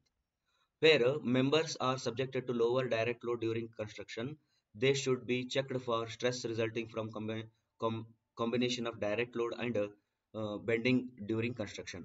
ಕಾಂಕ್ರೀಟಿಗೆ ಒಮ್ಮೊಮ್ಮೆ ಡೈರೆಕ್ಟ್ ಆಗಿ ಲೋಡ್ ಬೀಳ್ತಿರ್ತದೆ. ಡೈರೆಕ್ಟ್ ಲೋಡ್ ಅಂತಂದ್ರೆ ಫಾರ್ ಎಕ್ಸಾಂಪಲ್ ನಿಮ್ದೊಂದು ಕಾಂಕ್ರೀಟ್ ಅದ, ಇದಕ್ಕೊಂದು ಕಾಲಮ್ ಇಟ್ಟಿದ್ರಿ, ಇಲ್ಲಿ ಲೋಡ್ ಆಗ್ತದೆ, ಈ ಕಾಲಮ್ ಲೋಡ್ ಡೈರೆಕ್ಟ್ಲಿ ಕಾಂಕ್ರೀಟ್ ಬೀಳಕತ್ತದ, ಇಲ್ಲೇನು ಮಿಡಲ್ ಯಾವುದೇ ರೀತಿಯ ಇದು ಇಲ್ಲ. ಓಕೆ, ಬಟ್ ಕಾಲಮಿಗೆ ಡೈರೆಕ್ಟ್ ಲೋಡ್ ಬೀಳಂಗಿಲ್ಲ ನೋಡ್ರಿ, ಯೋಚನೆ ಮಾಡ್ರಿ. ಇದೊಂದು ಕಾಲಮ್ ಅದ, ಇಲ್ಲಿ ಬೀಮ್ ಅದ ಅಂತ ತಿಳ್ಕೊಟ್ಟು ಇಲ್ಲಿ ಲೋಡ್ ಹಾಕಿದ್ರಿ, ಡೈರೆಕ್ಟ್ ಕಾಲಮಿಗೆ ಲೋಡ್ ಬೀಳ್ತಾ ಇಲ್ಲ, ಇದು ಫ್ಲೆಕ್ಚರಲ್ ಆ ಟೈಪ್ ಲೋಡ್ ಬೀಳ್ತದೆ. ಬಟ್ ಕೆಲವು ಕಾಂಕ್ರೀಟಿಗೆ ಏನ್ ಬೀಳ್ತದೆ, ಡೈರೆಕ್ಟ್ ಲೋಡ್ ಬೀಳ್ತದೆ. ಆ ಡೈರೆಕ್ಟ್ ಲೋಡ್ ಬಿದ್ದಾಗೂ ಕೂಡ ನೀವು ಪ್ರಿಕಾಷನ್ಸ್ ತಗೊಳ್ರಿ ಅಂತೇಳಿ ಈ ಪಾಯಿಂಟ್ ಅಲ್ಲಿ ಹೇಳ್ತದೆ. Next we already know one point that concrete is good in compression and weak in tension ಅಂತ ಹೇಳ್ತೀವಿ, ಹೌದಾ. Concrete is good in compression, weak in tension ಅಂತ ಇದು ನಮಗೊಂಥರ ಸ್ಟೇಟ್ಮೆಂಟ್ ಆಗ್ಯದ. ವೀಕ್ ಇನ್ ಟೆನ್ಷನ್ ಅಂತಂದ್ರೆ ಪೂರಾ ವೀಕ್ ಏನ್ ಇರಂಗಿಲ್ಲ ಅದು. ಓಕೆ, ಅದಕ್ಕೂ ಒಂದು ಟೆನ್ಸೈಲ್ ಸ್ಟ್ರೆಂತ್ ಇರ್ತದೆ. ನೀವು ಬೇಕಾದ್ರೆ ಚೆಕ್ ಮಾಡ್ರಿ, ಒಂದು ಕಾಂಕ್ರೀಟ್ ಕ್ಯೂಬ್ ಕೈ ಹಿಡ್ಕೊಡ್ರಿ, ಕೈ ಹಿಡ್ಕೊಂಡು ನಿಮ್ಮ ಕೈ ಹಿಂಗೆ ಹಿಡೀರಿ. Okay, this is your hand and this is your hand. ಈ ಹ್ಯಾಂಡ್ ಇಲ್ಲಿ ವಾಚ್ ಹಾಕೊಂಡ್ರಿ, ಈ ಹ್ಯಾಂಡ್ ಹಿಡ್ಕೊಂಡು ಇದನ್ನ ಹಿಂಗೆ ಜಗ್ರಿ. ಈ ಕಾಂಕ್ರೀಟ್ ಏನ್ ಮಾಡ್ರಿ, ಈ ಕಡೆಗೆ ಜಗ್ಗಿದ್ರಿ ಅಂತಂದ್ರೆ ಇದೇನ್ ಅರಿತದ. The same thing you make it with rubber. ಇಲ್ಲೊಂದು ರಬ್ಬರ್ ಅದ, ಇದಕ್ಕೆ ಕೈ ಹಿಡ್ಕೊಳ್ರಿ, ಹಿಂಗ ಕೈ ಹಿಡ್ಕೊಂಡು ಈ ಕಡೆ ಜಗ್ಗಿದ್ರೆ ಈ ರಬ್ಬರ್ ಏನಾಗ್ತದ, ಅಗಲಾಗ್ತದೆ. ಆದ್ರೆ ಕಾಂಕ್ರೀಟ್ ಅಗಲಾಗ್ಲಿಲ್ಲ ಅಂದ್ರೆ ಕಾಂಕ್ರೀಟ್ ಅಲ್ಲಿ ಟೆನ್ಸೈಲ್ ಸ್ಟ್ರೆಂತ್ ಐತಿ, ಟೆನ್ಸೈಲ್ ಸ್ಟ್ರೆಂತ್ ಕಾಂಕ್ರೀಟ್ ಅಲ್ಲಿ ಐತಿ, ಬಟ್ ಬಹಳ ಕಡಿಮೆ ಐತಿ, ಅರ್ಥಾಯ್ತಾ, ಕಂಪೇರ್ ಟು ಕಾಂಪ್ರೆಸಿವ್ ಸ್ಟ್ರೆಂತ್. ಅಂದ್ರೆ concrete is good for compression, but ಅದ್ರದ್ದು ಟೆನ್ಸೈಲ್ ಸ್ಟ್ರೆಂತ್ ಭಾಳ ಕಡಿಮೆ ಅದ. ಎಷ್ಟು ಕಡಿಮೆ ಅದ ಅಂತಂದ್ರೆ ಇಷ್ಟು ಕಡಿಮೆ ಅದ. ಅದನ್ನ ಕ್ಯಾಲ್ಕುಲೇಟ್ ಮಾಡ್ಲಿಕ್ಕೆ ನೀವೇನು ಮಾಡ್ಬೋದು, 0.7 ರೂಟ್ FCK ಅಂತ ಫಾರ್ಮುಲಾ ಯೂಸ್ ಮಾಡಿದ್ರೆ ನಿಮ್ಗೆ ಅಕಸ್ಮಾತ್ ಆಗಿ M25 ಕಾಂಕ್ರೀಟ್ ಇತ್ತಂದ್ರೆ √25 0.7 ಯೂಸ್ ಮಾಡಿದ್ರೆ 0.7 ಇಂಟು √25 ಅಂತಂದ್ರೆ 5 7 5 35 3.5 ನ್ಯೂಟನ್ ಪರ್ mm² ನೋಡು. 3.5 ನ್ಯೂಟನ್ ಪರ್ mm² ಏನದ ಕಾಂಕ್ರೀಟ್ ಟೆನ್ಸೈಲ್ ಸ್ಟ್ರೆಂತ್ ಅದ. ಹೌದಾ? ನಿನ್ನೆ ಕ್ಲಾಸ್ ಒಳಗೆ ಹೇಳಿದ್ದೆ ನಾನು ನಿಮಗೆ, ಥರ್ಡ್ ಕ್ಲಾಸ್ ಬ್ರಿಕ್ಸ್ ಅದ. Third class bricks compressive strength 3.5 ಇರ್ತೈತಿ. ಬ್ರಿಕ್ದ ಕಾಂಪ್ರೆಸಿವ್ ಸ್ಟ್ರೆಂತ್ ಎಷ್ಟದಲ್ಲ, M20 ಕಾಂಕ್ರೀಟ್ ಟೆನ್ಸೈಲ್ ಸ್ಟ್ರೆಂತ್ ಅಷ್ಟದ. Very important. M25. Then elastic deformation. The modulus of elasticity is primarily influenced by the elastic property of the aggregate and to a lesser extent by the condition of curing and age of concrete, but the mixed proportion and the type of cement. Modulus of elasticity is normally related to the compressive strength of the concrete. General ಆಗಿ ಹೊಡೆದಾರ. Okay, ಭಾಳ ಏನು ಹೇಳಿಲ್ಲ, general ಆಗಿ ಹೇಳಕತ್ತಾರ. Elastic deformation aggregate ಮೇಲೆ ಅದ್ರ ಮೇಲೆ ಇದ್ರ ಮೇಲೆ ಡಿಪೆಂಡ್ ಆಗುತ್ತೆ ಅಂತ ಹೇಳಿ. Don't worry about this point. The modulus of elasticity of concrete can be assumed as follows. Modulus of concrete, Young's modulus ಅಂತ ಹೇಳ್ತೀವಲ್ಲ, ಸ್ಟೀಲಿಗೆ Young's modulus 2 × 10⁵ newton per mm² ಗೊತ್ತದ. ಹಂಗ ಕಾಂಕ್ರೀಟಿಗೆ ಎಷ್ಟಿರ್ತದ ಅಂತ ಕೇಳಿದ್ರೆ ದಟ್ ಇಸ್ 5000 ರೂಟ್ FCK ಅಂತ ಇಟ್ಕೊಳ್ರಿ. 5000 ರೂಟ್ FCK ಅಂದ್ರೆ ನಿಮ್ ಗ್ರೇಡ್ ಆಫ್ ಕಾಂಕ್ರೀಟ್ ಇಲ್ಲಿ ಬರೀರಿ, ನಿಮ್ಗೆ ಯಂಗ್ಸ್ ಮಾಡ್ಯುಲಸ್ ಸಿಗ್ತದೆ. Actual measured value may be differ from +or -20% from the value obtained from above expression. ನಿಮ್ಮ ಹತ್ರ ಏನಾದ್ರು ಆಕ್ಚುಯಲ್ ರಿಸಲ್ಟ್ ಇತ್ತಂದ್ರೆ ಇಟ್ಕೊಳ್ರಿ, ಏನು ಪ್ರಾಬ್ಲಮ್ ಇಲ್ಲ. ಶ್ರಿಂಕೇಜ್ ಕಾಂಕ್ರೀಟ್ ಅಲ್ಲಿ ಇದು ವೆರಿ ಇಂಪಾರ್ಟೆಂಟ್ ಪ್ಯಾರಾಮೀಟರ್ ಆಗ್ತದೆ. ಶ್ರಿಂಕೇಜ್ ಅಂದ್ರೆ ನಿಮ್ಗೊಂದು ಕಾಂಕ್ರೀಟ್ ಅದ, ಅದು ಫ್ರೆಶ್ ಅದ ಅಂದ್ರೆ ನೀರದ. ಆಮೇಲೆ ಸ್ವಲ್ಪ ದಿನ ಆದ್ಮೇಲೆ ಅದು ಒಣಗಿದಾಗ ಏನಾಗ್ತದ, ಕಾಂಕ್ರೀಟ್ ಅದು ವಾಲ್ಯೂಮ್ ಸ್ವಲ್ಪ ಕಡಿಮೆ ಆಗ್ತದೆ. ಅದ್ರ ಬಗ್ಗೆ ಮಾತಾಡ್ತಿದ್ದಾರೆ. Total shrinkage of concrete depending on the constituents of concrete, size of the member and environmental condition. For given humidity temperature, the total shrinkage of concrete is most influenced by the total amount of water present in the concrete at the time of mixing and to a lesser extent by the cement content ಅಂತ ಹೇಳ್ತಾರೆ. General ಆಗಿ ಹೇಳಿದಾರ, not to worry about shrinkage. ಆಯ್ತಾ? ಅಂದ್ರೆ ಅವರು ನೀವು ನೀರು ಎಷ್ಟು ಮಿಕ್ಸ್ ಮಾಡ್ತೀರಿ, ಸಿಮೆಂಟ್ ಕಂಟೆಂಟ್ ಎಷ್ಟು ಐತಿ ಅಂತೇಳಿ ಯೂಸ್ ಆಗುತ್ತೆ. ಇಲ್ಲಿ ಒಂದು ಎಕ್ಸ್ಟ್ರಾ ಅಡಿಷನಲ್ ಪಾಯಿಂಟ್ ನಿಮ್ಗೆ ಹೇಳ್ತೀನಿ. ಗ್ರೇಡ್ ಆಫ್ ಕಾಂಕ್ರೀಟ್ ಗೊತ್ತಾ? Grade of cement. Grade of cement ಅಂದ್ರೆ ಮಾರ್ಕೆಟ್ ಅಲ್ಲಿ ನಿಮ್ಗೆ ಸಿಮೆಂಟ್ 33 ಗ್ರೇಡ್ ಸಿಗ್ತದ, 43 ಗ್ರೇಡ್ ಸಿಗ್ತದ, 53 ಗ್ರೇಡ್ ಸಿಮೆಂಟ್ ಸಿಗ್ತದೆ. ಈ ಮೂರು ಸಿಮೆಂಟ್ ಅಲ್ಲಿ ಯೂಶುವಲಿ 33 ಗ್ರೇಡ್ ಯೂಸ್ ಮಾಡ್ತಾರೆ, 43 ಗ್ರೇಡ್ ಯೂಸ್ ಮಾಡ್ತಾರೆ, 53 ಗ್ರೇಡ್ ಯೂಸ್ ಮಾಡಂಗಿಲ್ಲ. Okay, what is the grade of these values ಅಂತಂದ್ರೆ ಆ ಸಿಮೆಂಟ್ ಅದ್ರದ್ದು 1:, ಆ ಸಿಮೆಂಟ್ ಮಾರ್ಟರ್ ಮಾಡ್ಕೊಂಡು ಆಮೇಲೆ ನಿಮ್ಗೆ ಹೇಳ್ತೀನಿ ಅದನ್ನ. 1:3 ಏನಾಯ್ತದ ನೆನಪಾಗ್ತದೆ, ಕರೆಕ್ಟ್ ನೆನಪಾಗಿಲ್ಲ, 1:3 ಆಯ್ತದ. ಆ ಮಾರ್ಟರ್ದು ಒಂದು ಕ್ಯೂಬ್ ಮಾಡ್ತಾರೆ ಸಣ್ಣದು, 70.7 mm 70.7 mm ಮತ್ತು 70.7 mm ಕ್ಯೂಬ್ ಮಾಡಿ ಅದನ್ನ ಬ್ರೇಕ್ ಮಾಡಿದ್ರೆ 28 days ಕ್ಯೂರಿಂಗ್ ಮಾಡಿ ಬ್ರೇಕ್ ಮಾಡಿದ್ರೆ ಅದು ಎಷ್ಟು ಸ್ಟ್ರೆಂತ್ ತಗೊಳ್ತದಲ್ಲ ಆ ಸ್ಟ್ರೆಂತ್ ವ್ಯಾಲ್ಯೂ ಇದು 33. ಅಂದ್ರೆ ನಿಮ್ಗೆ 33 ಗ್ರೇಡ್ ಸಿಮೆಂಟ್ ಅಂದ್ರೆ ಅದು 33 ನ್ಯೂಟನ್ ಪರ್ mm² ಸ್ಟ್ರೆಂತ್ ಅನ್ನ ತಗೊಳ್ತದ. ಅದರದ್ದು compressive strength of small cube ಇರ್ತದೆ. ಓಕೆ, ಹಂಗೆ 43 53 ಅದ. ಇನ್ನೊಂದು ಹೆಂಗಂತಂದ್ರೆ 33 43 ಮತ್ತು 53 ಗ್ರೇಡ್ ಸಿಮೆಂಟ್ ಒಳಗಡೆ ಫೈನೆಸ್ ಏನದಲ್ಲ as the grade increases fineness increases. ಅಂದ್ರೆ ಇದು ಪೌಡರ್ ಫಾರ್ಮ್ ಪಾರ್ಟಿಕಲ್ಸ್ ಬಹಳ ದೊಡ್ಡ ಇರ್ತವೆ ಸಿಮೆಂಟ್ ಪಾರ್ಟಿಕಲ್ಸ್ ಇಲ್ಲಿ, ಬಟ್ ಇಲ್ಲಿ ಬಂದಾಗ ಸಣ್ಣವಾಗಿರ್ತಾವ, ಇಲ್ಲಿ ಬಂದಾಗ ಇನ್ನೂ ಸಣ್ಣ ಪಾರ್ಟಿಕಲ್ಸ್ ಆಯ್ತು. ಅಂದ್ರೆ 53 ಗ್ರೇಡ್ ಕಾಂಕ್ರೀಟ್ ಅಲ್ಲಿ ವೆರಿ ಫೈನ್ ಪಾರ್ಟಿಕಲ್ಸ್ ಇರ್ತದೆ. ವೆರಿ ಫೈನ್ ಪಾರ್ಟಿಕಲ್ಸ್ ಇರೋದ್ರಿಂದ ಇಲ್ಲಿ ಹೀಟ್ ಆಫ್ ಹೈಡ್ರೇಷನ್ ಜಾಸ್ತಿ ಚೆನ್ನಾಗಿ ಆಗೋದ್ರಿಂದ ನಿಮ್ ಸ್ಟ್ರೆಂತ್ ಚೆನ್ನಾಗಿ ಬರ್ತದೆ. ಅಂದ್ರೆ ಹಾಗಾದ್ರೆ M53 ಸಿಮೆಂಟ್ ಚಲೋ ಅಲ್ರಿ ಎಲ್ಲ ಮನಿ ಕಟ್ಟಾಕ ಅಂತ ಕೇಳ್ಬೋದು. ಹೌದು, ಬಟ್ ಫೈನೆಸ್ ಜಾಸ್ತಿ ಇರೋದ್ರಿಂದ ಇಲ್ಲಿ ಶ್ರಿಂಕೇಜ್ ಕ್ರ್ಯಾಕ್ಸ್ ಬರೋ ಚಾನ್ಸಸ್ ಜಾಸ್ತಿ ಇರ್ತದೆ. ಶ್ರಿಂಕೇಜ್ ಕ್ರ್ಯಾಕ್ಸ್ ಅಂದ್ರೆ ಗಾಡಿ ಮೇಲೆ ನಿಮ್ಗೆ ಕ್ರ್ಯಾಕ್ಸ್ ಕಾಣಕ್ ಶುರು ಮಾಡ್ತದ. ಅದ್ರ ಸಲುವಾಗಿ ಜನ M53 ಗ್ರೇಡ್ ಸಿಮೆಂಟ್ ಯೂಸ್ ಮಾಡಕ ಹೆದರ್ತಾರ. 33 ಮತ್ತು 43ನ ಆರಾಮಾಗಿ ಯೂಸ್ ಮಾಡ್ತಾರೆ. ನೀವು 53ನೇ ಯೂಸ್ ಮಾಡ್ತೀನಿ ಅನ್ನೋದಾದ್ರೆ ಕೆಲವು ಪ್ರಿಕಾಷನ್ಸ್ ತಗೊಂಡು ಯೂಸ್ ಮಾಡ್ಕೋಬಹುದು. That is your cement. ಅದಕ್ಕೆ ಇಲ್ಲಿ ಹೇಳ್ತಾರೆ ಅವರು cement content to lesser extent by the cement content ಅಂತ ಹೇಳಿ ಶ್ರಿಂಕೇಜ್ ಬಗ್ಗೆ ಮಾತಾಡ್ತಾರೆ.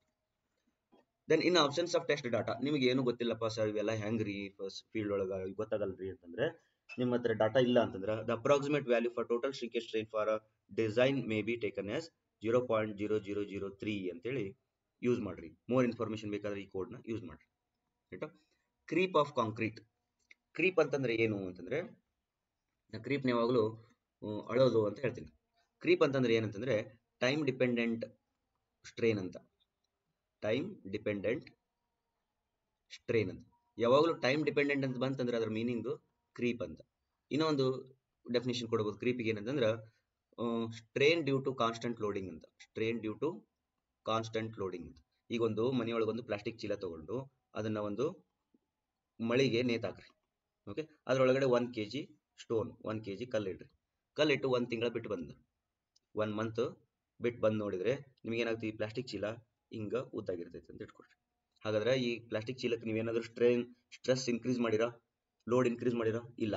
ಆದ್ರೂ ಕೂಡ ಇದು ಇಷ್ಟು ಸ್ಟ್ರೇನ್ ಆಗೈತಿ ಅಂತಂದ್ರೆ ಈ ಸ್ಟ್ರೇನ್ ನಾವೇನಂತೀವಿ, ಕ್ರೀಪ್ ಅಂತ ಕರಿತೀವಿ. ಅರ್ಥಾಯ್ತಾ? ಹಾಗಾದ್ರೆ ಕಾಂಕ್ರೀಟ್ಗೂ ಕೂಡ ಒಂದು ಕ್ರೀಪ್ ಇರ್ತದೆ. ಅಂದ್ರೆ ನೀವು ಲೋಡ್ ಹಾಕಿರಿ, ಒಂದು ಕಾನ್ಸ್ಟೆಂಟ್ ಲೋಡ್ ಅದ, ಲೋಡ್ ಹೆಚ್ಚಿಗೆ ಮಾಡಿಲ್ಲ, ಆದ್ರೂ ಕೂಡ ಕಾಂಕ್ರೀಟ್ ಏನಾಗ್ಬೋದು, ಸ್ಟ್ರೇನ್ ಆಗ್ಬೋದು. ಆ ಪ್ರಾಪರ್ಟಿನ ಏನಂತಾರೆ, ಕ್ರೀಪ್ ಅಂತ ಕರೀತಾರೆ. The creep of concrete depends in addition to the factors listed in 6.2.4. 6.2.4 ಅಂತಂದ್ರೆ ಇದು shrinkage, ಅದ್ರ ಜೊತೆಗೆ on the stress in the concrete, age at loading and duration of loading ಮತ್ತೆ ಜನರಲ್ ಬರೆದಿದ್ದಾರೆ, ಆಮೇಲೆ ಓದ್ಕೊಳ್ರಿ. In the absence of exposure condition, experimental conditions, ನೀವು ಮತ್ತೆ creep ನಿಮ್ಗೆ ತಿಳಿಲಿಲ್ಲ ಅಂತಂದ್ರೆ you can consider creep coefficient for 7 days 2.2, 28 days 1.6, 1 year 1.1. ಈ table ನ by heart ಹಾಕ್ರಿ. ಓಕೆ, ಈ ಟೇಬಲ್ ನ ಬೈ ಹಾರ್ಟ್ ಹಾಕ್ರಿ. 7, 28 days and 1 year ಗೆ ಕ್ರೀಪ್ ಕೋಎಫಿಷಿಯಂಟ್ ಎಷ್ಟು ಇರ್ತದೆ ಅಂತ ಬೈ ಹಾರ್ಟ್ ಹಾಕ್ರಿ. Okay, then thermal expansion. Thermal expansion ಅಂದ್ರೆ ಕಾಂಕ್ರೀಟ್ ಏನಾಗ್ತದ, ಟೆಂಪರೇಚರ್ ಜಾಸ್ತಿ ಆಯ್ತು ಅಂತಂದ್ರೆ ಕಾಂಕ್ರೀಟ್ ಏನಾದ್ರು ಸ್ವಲ್ಪ ವಾಲ್ಯೂಮ್ ಅನ್ನು ಜಾಸ್ತಿ ಮಾಡ್ಕೋಬಹುದು. ನಿಮ್ಗೆ ಆಲ್ರೆಡಿ ಗೊತ್ತದ, as the heat increases each and every solid increases it's volume. ಜಾಸ್ತಿ ಆಗ್ತಾವ, ವಾಲ್ಯೂಮ್ ಜಾಸ್ತಿ ಆಗ್ತದೆ. ಹಾಗಾಗಿ ಕಾಂಕ್ರೀಟ್ಗೂ ಕೂಡ ವಾಲ್ಯೂಮ್ ಜಾಸ್ತಿ ಆಗೋ ಚಾನ್ಸಸ್ ಇರ್ತದ. ಅದು ಎಷ್ಟಾಗುತ್ತೆ ಅಂತಂದ್ರೆ ಇದ್ರ ಮೇಲೆ ಡಿಪೆಂಡ್ ಆಗುತ್ತೆ. ಓಕೆ, ಇದು ಥರ್ಮಲ್ ಎಕ್ಸ್ಪಾನ್ಷನ್ ಏನೈತಲ್ಲ, ಇದು ಡಿಪೆಂಡಿಂಗ್ ಆನ್ ಅಗ್ರಿಗೇಟ್ ಇರ್ತದೆ.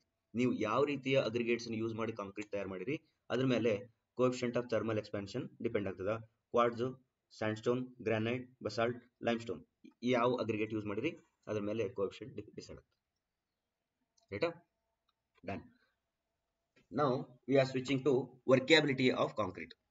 ವರ್ಕೇಬಿಲಿಟಿ ಆಫ್ ಕಾಂಕ್ರೀಟ್ ಅಂತಂದ್ರೆ this is the ease of mixing, placing, transporting concrete ಅಂತ ಹೇಳ್ತಾರೆ. ಅಂದ್ರೆ ನೀವು ಕಾಂಕ್ರೀಟ್ ಜೊತೆಗೆ ಕೆಲಸ ಮಾಡ್ಬೇಕಲ್ಲ, ಕೆಲಸ ಮಾಡ್ಬೇಕಾದ್ರೆ ಕಾಂಕ್ರೀಟ್ ನಿಮ್ಮ ಮಾತು ಕೇಳಬೇಕು. ಕಾಂಕ್ರೀಟ್ ನಿಮ್ಮ ಮಾತು ಕೇಳಬೇಕಾದ್ರೆ ಅದು ಸ್ವಲ್ಪ ಲಿಕ್ವಿಫೈಡ್ ಇರಬೇಕು, ಅಳಕಿರಬೇಕು ಅಂತ ಹೇಳ್ತಾರೆ. ಅರ್ಥಾಯ್ತಾ? therefore the workability means you are adding water to the concrete and concrete should be workable. ಅದ್ರ ಜೊತೆ ನೀವು ವರ್ಕ್ ಮಾಡ್ಲಿಕ್ಕೆ ನಿಮ್ಗೆ ಈಸಿ ಅನಿಸ್ಬೇಕು. ಹಾಗಾದ್ರೆ ಇದ್ರದ್ದು ಮೇನ್ ಪ್ರಾಪರ್ಟಿ ಏನಂತಂದ್ರೆ ವಾಟರ್ ಸಿಮೆಂಟ್ ರೇಷಿಯೋ, ನೀರು ಎಷ್ಟು ಹಾಕ್ತಿರಿ ಅನ್ನೋದ್ರ ಮೇಲೆ depend. The concrete mix proportion chosen should be such that the concrete is adequate workability for the placing condition of the concrete can be properly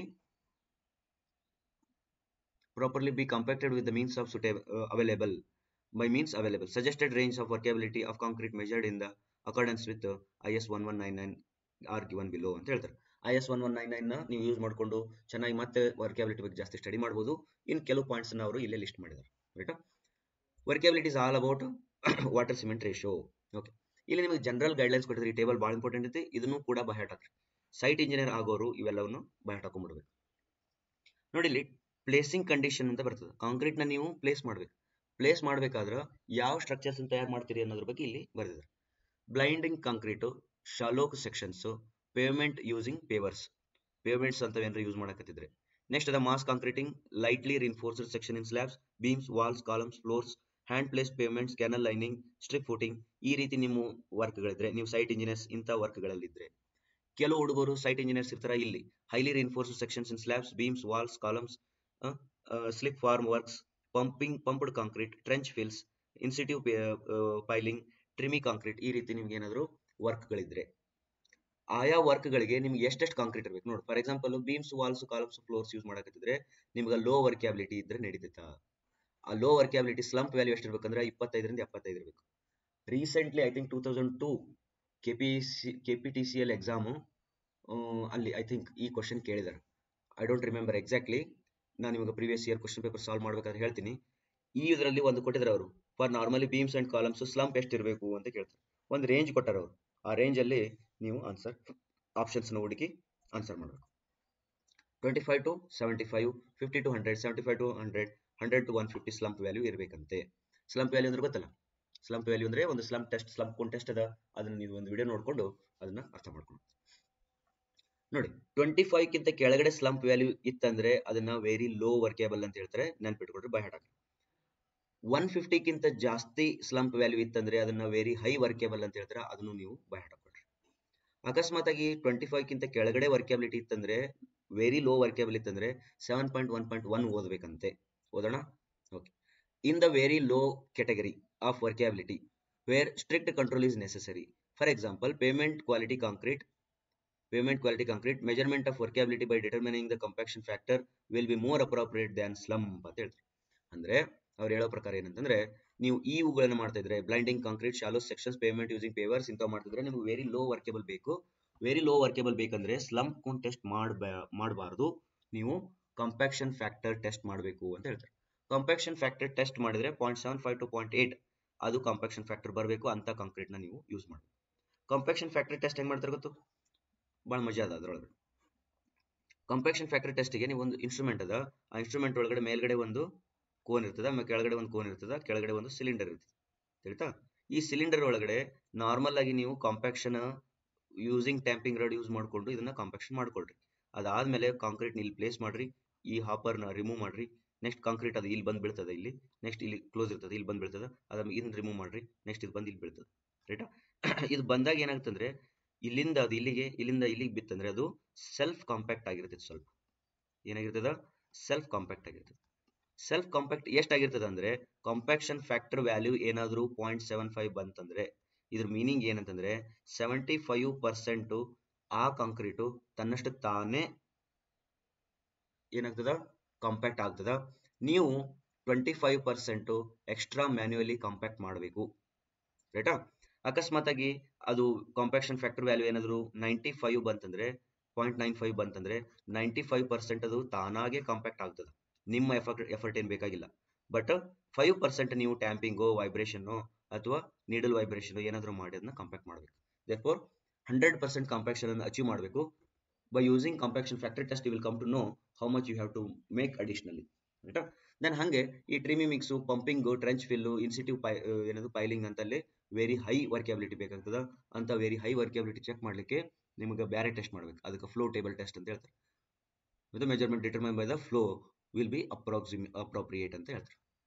understood? This table is very very important, ಇದು by heart ಹಾಕೊಂಡ್ರಿ. Next durability of concrete.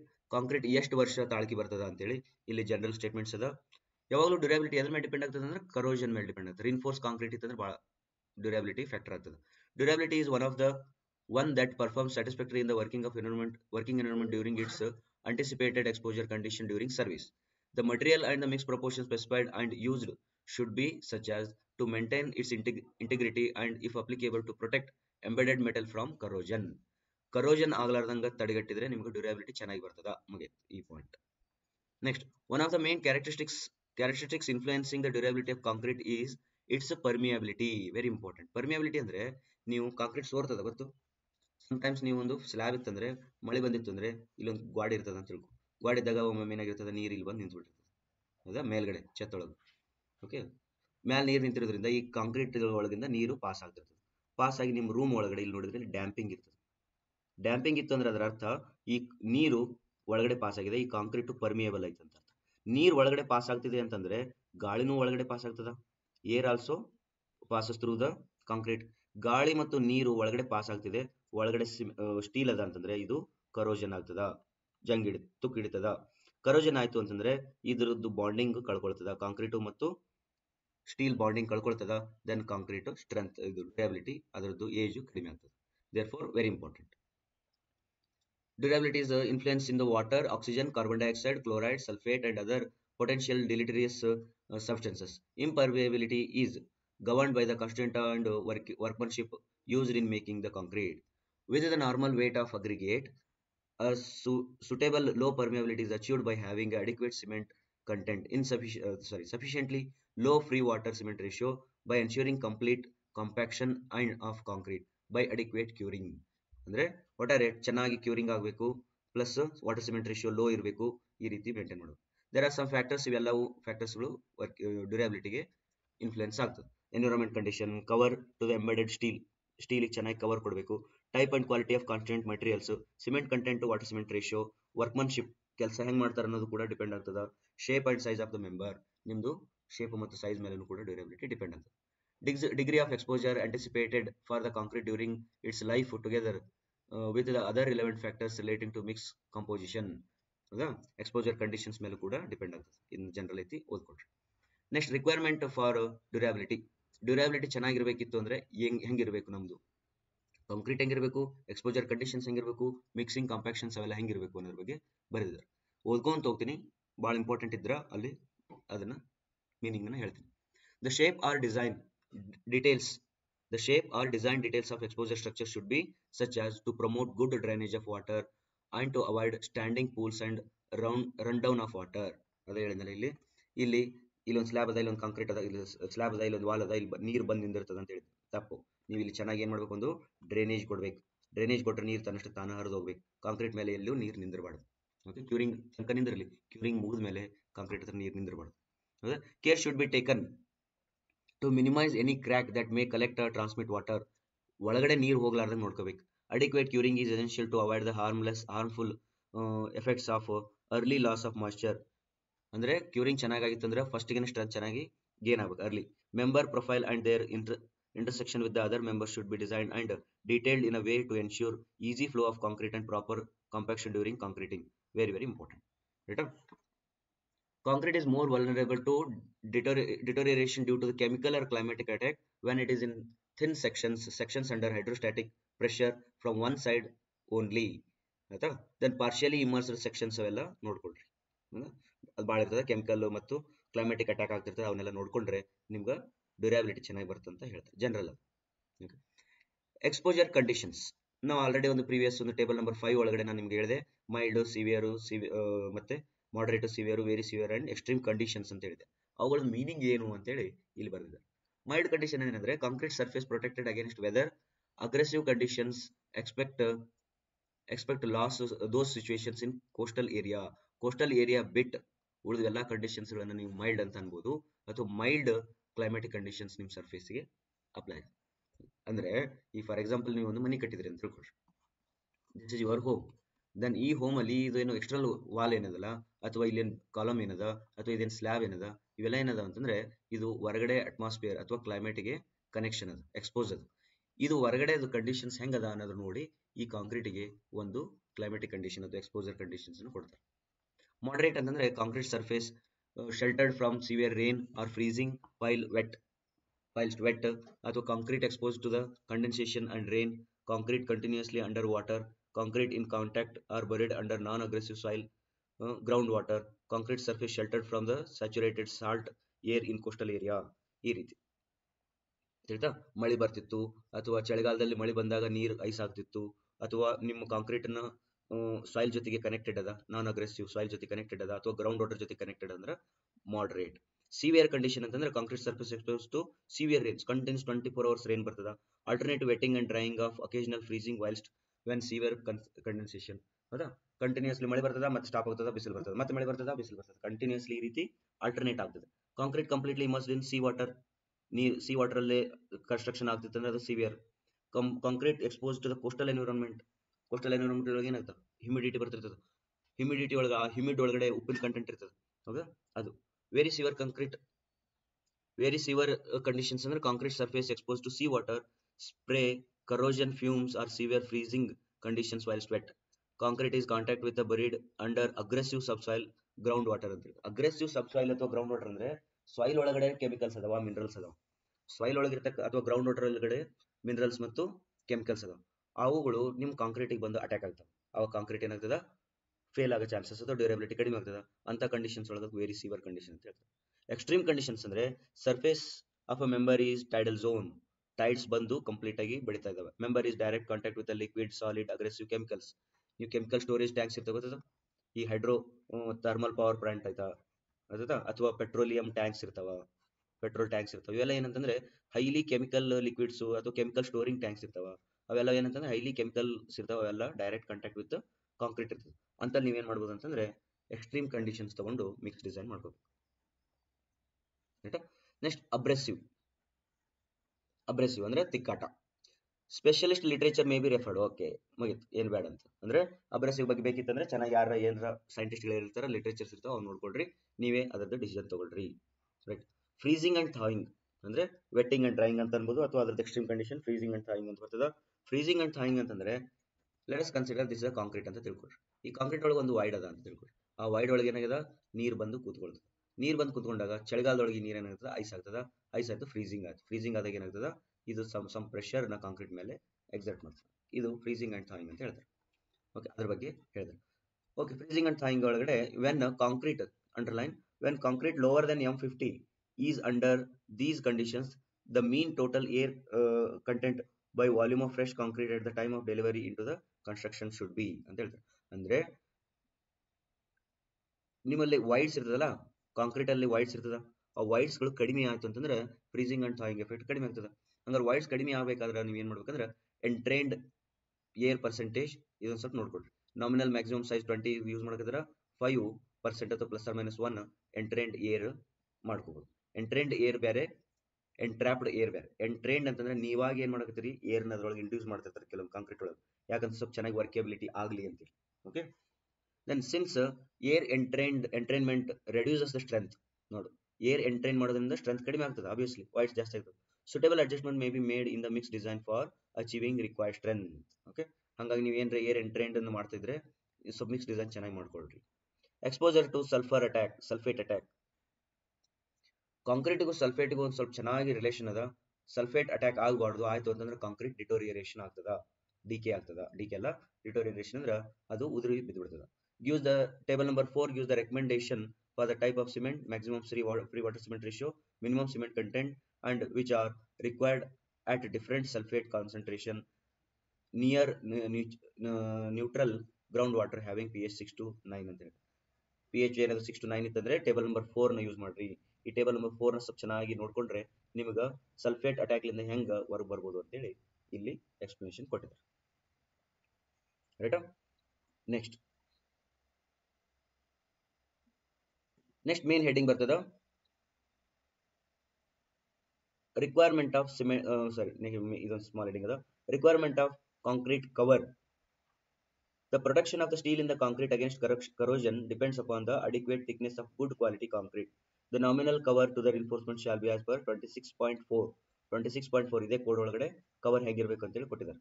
ನಾವು RCC ಬಂದಾಗ ನಿಮ್ಗೆ ಇದನ್ನ ಚೆನ್ನಾಗಿ cover ಬಗ್ಗೆ ಮಾತಾಡೋಣ. ರೈಟಾ? ಕವರ್ ಅಂತಂದ್ರೆ ಜಸ್ಟ್ ಇಮ್ಯಾಜಿನ್ ನಿಮ್ದೊಂದು ಸ್ಲ್ಯಾಬ್ ಅದ ಅಂತ ತಿಳ್ಕೊಳ್ಳಿ. ಇದು ಸ್ಲ್ಯಾಬ್ ಅದ, ಇದರೊಳಗಡೆ ನೀವೇನ್ ಮಾಡಿದ್ರಿ, ಸ್ಟೀಲ್ ಅನ್ನ ಈ ರೀತಿ ಹಾಕಿರ್ತೀರಿ. ಈ ಡಿಸ್ಟೆನ್ಸ್ ಏನೈತಲ್ಲ, ಈ ಡಿಸ್ಟೆನ್ಸ್ಗೆ ಕವರ್ ಅಂತ ಹೇಳ್ತಾರೆ. ಇದು ಚೆನ್ನಾಗಿರ್ಬೇಕು. ಒಮ್ಮೆ ಏನಾಗಿರ್ತದೆ ಅಂದ್ರೆ ಸ್ಲ್ಯಾಬ್ ಹಾಕಿರ್ತಾರ, ಫಾರ್ಮರ್ ತೆಗಿತಾರ, ಫಾರ್ಮರ್ ತೆಗೆದಾಗ ಸ್ಟೀಲ್ ಹಿಂಗ್ ಬಂದಿರ್ತದೆ. ಸ್ಟೀಲ್ ಹಿಂಗ್ ಬಂದಿತ್ತಂದ್ರೆ ಇದು ಸ್ಟೀಲ್ ಹೊರಗಡೆ ಕಾಣ್ತಿತ್ತು ಅಂತಂದ್ರೆ ಇದು ಅಟ್ಮಾಸ್ಫಿಯರಿಕ್ ಸಬ್ಜೆಕ್ಟ್ ಆಗಿ ಇದು ಕರೋಜನ್ ಆಗ್ತದೆ.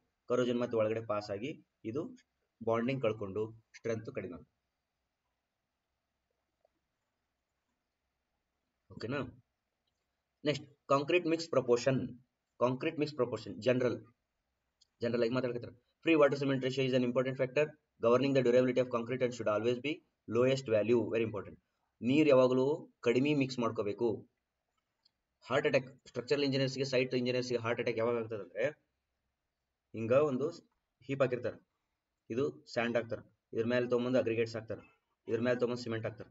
ಅವ ಏನ್ ಮಾಡ್ತಾನ, ಲೇಬರು ಹಿಂಗ ತೆಗ್ ತೋಡ್ತಾನೆ. ತೆಗ್ ತೋಡಿ ಇಲ್ಲಿ ನಿಂದಿರ್ತಾನೆ, ಇಲ್ಲಿ ನಿಂತ್ಕೊಂಡು ಪೈಪ್ ಹಿಡಿತಾನೆ. ಆಯ್ತಾ? ಇಲ್ಲೊಂದು ಪೈಪ್ ಹಿಡಿತಾನೆ, ಪೈಪ್ನಾಗ ನೀರು ಬರ್ತಿರ್ತದೆ. ಮೊಬೈಲ್ ಕೈ ಹಿಡ್ಕೊಂಡು ರೀಲ್ಸ್ ನೋಡ್ಕೊಂಡು ನಿಂತ್ಬಿಡ್ತಾನೆ. ಮೊಬೈಲ್ ಕೈ ಹಿಡ್ಕೊಂಡು ರೀಲ್ಸ್ ನೋಡ್ಕೊಂಡು ನಿಂತ ಅಂದ್ರ ಇಲ್ಲಿ ಎಷ್ಟು ನೀರು ಬಿತ್ತು ಗೊತ್ತಿಲ್ಲ. ಆಮೇಲೆ ಚಂದ ಮಿಕ್ಸ್ ಮಾಡ್ತಾನೆ. ಮಿಕ್ಸ್ ಮಾಡಿ ಅಳ್ಕಾತು ಅಂತಂದ್ರೆ ಮತ್ತೊಂದಿಷ್ಟು ಸ್ಯಾಂಡ್ ಹಾಕ್ತಾನ ಅಥವಾ ಸಿಮೆಂಟ್ ಹಾಕ್ತಾನ, ಗಟ್ಟಿ ಆಗಿತ್ತು ಅಂತಂದ್ರೆ ಮತ್ತೆ ನೀರು ಹಾಕ್ತಾನೆ. ಹಿಂಗ್ ಮಾಡಿ ವಾಟರ್ ಸಿಮೆಂಟ್ ರೇಷಿಯೋ ಎಲ್ಲ ಹಳ್ಳ ಹಿಡಿದ್ಬಿಡ್ತದ. ಸೈಟ್ ಇಂಜಿನಿಯರ್ಗೆ ಹಾರ್ಟ್ ಅಟ್ಯಾಕ್ ಆಗ್ತದೆ. ಆಯ್ತಾ? ಇವಾಗ ಹೇಳಕತ್ತ ಲೋಯೆಸ್ಟ್ ವ್ಯಾಲ್ಯೂ ಇರ್ಬೇಕಂತ, ಇವ ಹೈಯೆಸ್ಟ್ ವ್ಯಾಲ್ಯೂ ಹಾಕತ್ತೆ. The approximate value for a minimum cement content and the maximum free water cement ratio is given in table number 5 for different exposure condition. The minimum cement condition and maximum water cement ratio apply to minimum 20 mm nominal maximum size concrete. For other size aggregate they should be changed ಅಂತ ಹೇಳ್ತಾರೆ. ಅಂದ್ರೆ ಇದೇನ್ table ನಾವೇನ್ ಬಯಾಟಾಕ್ ಅಂತ ಹೇಳಿದ್ನಲ್ಲ, ಆ ಬಯಾಟಾಕ್ table 20 mm ಅಗ್ರಿಗೇಟಿಗೆ ಮಾತ್ರ. ಅದಕ್ಕಿಂತ ದೊಡ್ಡ ಅಗ್ರಿಗೇಟ್ಸ್ ಯೂಸ್ ಮಾಡಿದ್ರಿ ಅಂತಂದ್ರೆ ನಿಮಗೆ ಬಿಟ್ಟಿದ್ದು. ಮ್ಯಾಕ್ಸಿಮಮ್ ಸಿಮೆಂಟ್ ಕಂಟೆಂಟ್ ಅನ್ನು ಕೂಡ ಆಲ್ರೆಡಿ ಡಿಸ್ಕಷನ್ ಮಾಡಿದ. Cement content not including fly ash, ground GGBS in excess of 450 kg per meter should not be used unless specific special conditions ಅಂತ ಹೇಳ್ತಾರೆ. ಮ್ಯಾಕ್ಸಿಮಮ್ ಸಿಮೆಂಟ್ ಕಂಟೆಂಟ್ ಆ ಟೇಬಲ್ ನೋಡ್ರಿ, table ಒಳಗೇನದ cement content ಇಲ್ಲ, minimum cement content. ನಾನು ನಿಮಗೆ ಒಂದು example ಹೇಳಿದೆ, ಏನಂತಂದ್ರೆ ಮೈಲ್ಡ್ ಕೇಸ್ ಒಳಗಡೆ ರಿನ್ಫೋರ್ಸ್ಮೆಂಟ್ ಯೂಸ್ ಮಾಡ್ತಿದ್ರೆ 300 kg ಸಿಮೆಂಟ್ ಯೂಸ್ ಮಾಡ್ರಿ ಅಂತ ಹೇಳಿದೆ. 300 kg ಅಂತಂದ್ರೆ ಎಷ್ಟು ಬ್ಯಾಗ್ ಅಂತ ಹೇಳ್ತು, 6 ಬ್ಯಾಗ್ ಸಿಮೆಂಟ್ ಯೂಸ್ ಮಾಡು ಅಂತ ಹೇಳಿದ್ವಿ. ಕರೆಕ್ಟಾ? 6 ಬ್ಯಾಗ್ ಸಿಮೆಂಟ್ ಯೂಸ್ ಮಾಡಿ, ಎಷ್ಟಿದೆ ಮಿನಿಮಮ್ ಅಂತ. ನೀವು ಮಿನಿಮಮ್ 6 ಚೀಲ ಸಿಮೆಂಟ್ ಯೂಸ್ ಮಾಡಲೇಬೇಕು. ಹಂಗಾರೆ ಮ್ಯಾಕ್ಸಿಮಮ್ 7, 8, 9 ಯೂಸ್ ಮಾಡಂತ ಹೇಳಿದೆ. ಬಟ್ ಇಲ್ಲಿ ಒಂದು ರಿಸ್ಟ್ರಿಕ್ಷನ್ ಹಾಕ್ತಿದ್ದಾರೆ ಅವರು, ಏನಂತ ಮ್ಯಾಕ್ಸಿಮಮ್ ಸಿಮೆಂಟ್ ಕಂಟೆಂಟ್ ಅನ್ನು ಮ್ಯಾಕ್ಸಿಮಮ್ ಎಷ್ಟರ ಹಾಕಂತಂದು ಅಲ್ಲಪ್ಪ. ನೋಡು 450 ಅಷ್ಟೇ ನೀನು ಮ್ಯಾಕ್ಸಿಮಮ್ ಪರ್ಮಿಷನ್. 450 ಡಿವೈಡೆಡ್ ಬೈ 50 ಮಾಡಿದ್ರೆ 9 45. Therefore you can use maximum 9 ಚೀಲ. 6 ರಿಂದ 9 ಚೀಲ ಸಿಮೆಂಟ್ ಮಾತ್ರ ಯೂಸ್ ಮಾಡ್ಬೋದು. ಅಂದ್ರೆ ಯಾವಾಗಲೂ ನೆನ್ಪಿಟ್ಕೊಂಡ್ಬಿಡ್ರಿ, 1 ಮೀಟರ್ ಕ್ಯೂಬ್ ಕಾಂಕ್ರೀಟ್ ತಯಾರು ಮಾಡ್ಬೇಕಿತ್ತಂದ್ರೆ ಮ್ಯಾಕ್ಸಿಮಮ್ 9 ಬ್ಯಾಗ್ಸ್, ಇದಕ್ಕಿಂತ ಜಾಸ್ತಿ ಯೂಸ್ ಮಾಡಲೇಬಾರದು ಅಂತೇಳಿ IS ಕೋಡ್ ನಿಮ್ಗೆ ಹೇಳಕತ್ತದ. ಮಿನಿಮಮ್ ಎಷ್ಟು ಯೂಸ್ ಮಾಡ್ಬೇಕು ಅನ್ನೋದನ್ನು ಕೂಡ IS ಕೋಡ್ ಹೇಳ್ತದೆ.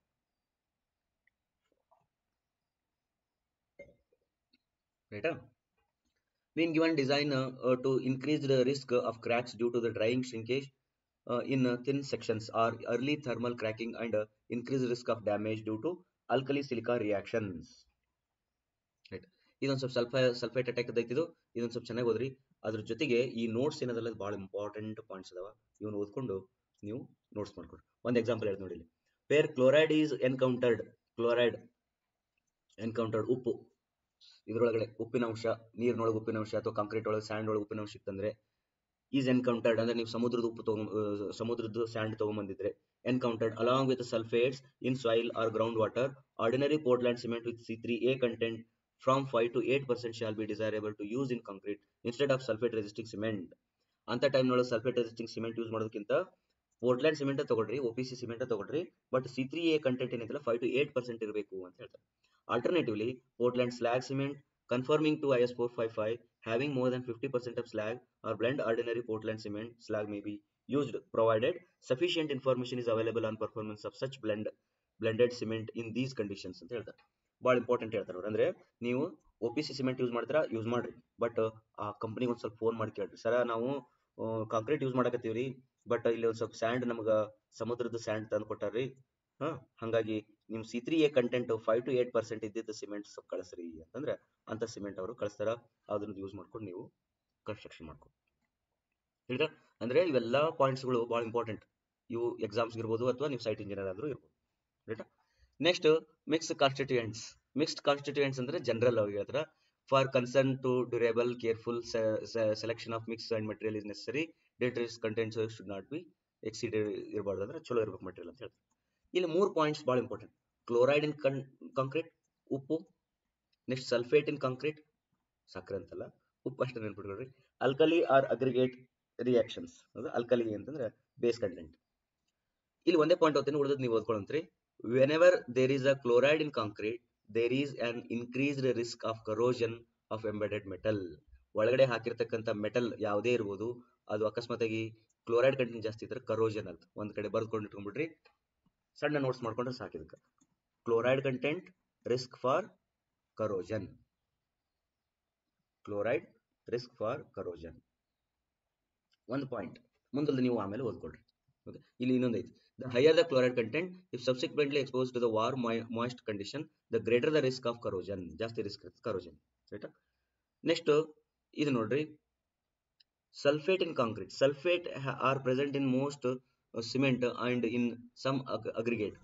Excessive amount of water soluble sulfate from these mixed constituents can cause expansion and disruption of concrete. Concrete ಏನಾಗ್ತದೆ, ಎಕ್ಸ್ಪ್ಯಾಂಡ್ ಆಗ್ತದೆ ಮತ್ತು ಡಿಸ್ರಪ್ಟ್ ಆಗ್ತದೆ. ಡಿಸ್ರಪ್ಟ್ ಅಂತಂದ್ರೆ ಉದುರಿ ಬೀಳ್ತದ. ಇನ್ನು ನಾರ್ತ್ ಕರ್ನಾಟಕ ಸ್ಟೈಲ್ ಒಳಗಂದ್ರೆ ಪಕ್ಕಳೆ ಆಗಿ ಉದುರಿ ಬೀಳ್ತದ ಅಂತ. ಹಿಂಗೊಂದು ಕಾಂಕ್ರೀಟ್ ಇತ್ತಂದ್ರೆ ಇದು ಹಿಂಗ್ ಬೀಳ್ತದೆ, ಹಿಂಗ್ ಇದಾಗಿ ಬೀಳ್ತದೆ, ಅದಕ್ಕೆ ಡಿಸ್ರಪ್ಷನ್ ಅಥವಾ ಪುಡಿ ಪುಡಿ. Prevent this total water soluble sulphate content of the concrete mix expressed as SO3 should not exceed 4% by mass of the concrete in mix ಅಂತ ಹೇಳ್ತಾರೆ. Okay, the 4% limit does not apply to concrete made with super sulfate content complying to this code ಅಂತ ಹೇಳ್ತಾರೆ.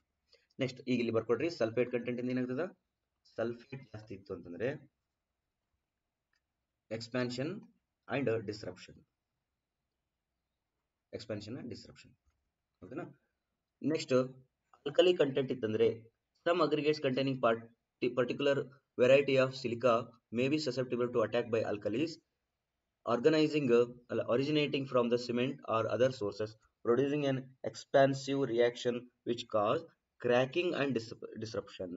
Okay, crack ಬಿದ್ದು disrupt ಆಗೋದು ಬೇರೆ, expand ಆಗಿ disrupt ಆಗೋದು ಬೇರೆ. ಆಲ್ಕಲಿ ಮೆಟಲ್ಸ್, ಆಲ್ಕಲಿ ಕಂಟೆಂಟ್ ಜಾಸ್ತಿ ಇತ್ತಂದ್ರೆ ಕ್ರ್ಯಾಕಿಂಗ್ ಅಂಡ್ ಡಿಸ್ರಪ್ಷನ್. ಇದು ಒಂದ್ಸತಿ ಕೇಳಿದ್ರು, ನಾಟ್ ಇನ್ ನನಗೆ KPSC ನೆನಪಿಲ್ಲ, ಇಂಡಿಯನ್ ಇಂಜಿನಿಯರಿಂಗ್ ಸರ್ವಿಸ್ ಎಕ್ಸಾಮ್ ಒಳಗಡೆ ಅವರು ಒಂದು ಕ್ವಶನ್ ಕೇಳ್ತಾರೆ, ಸಲ್ಫೇಟ್ ಕಂಟೆಂಟ್ ಜಾಸ್ತಿ ಇದ್ರೆ ಕಾಂಕ್ರೀಟ್ ಏನಾಗುತ್ತಾ? Option A, option B, option C, option D ಏನಾದರೂ ಕೊಡ್ಬೋದು. ಓಕೆ, ನನ್ನಂತ ಕೊಡ್ಬೋದು ಅಥವಾ ಆಪ್ಷನ್ ಡಿ ಅಂತ ಹೇಳಿ. ಹಂಗ ಸಲ್ಫೇಟಿಗೆ ಏನು ಯಾವ ಆಪ್ಷನ್, ಕ್ಲೋರೈಡ್ಗೆ ಯಾವ ಆಪ್ಷನ್, ಆಲ್ಕಲಿಗೆ ಯಾವ ಆಪ್ಷನ್ ನೆನ್ಪಿಡ್ಬೇಕು. ಬರ್ತದ?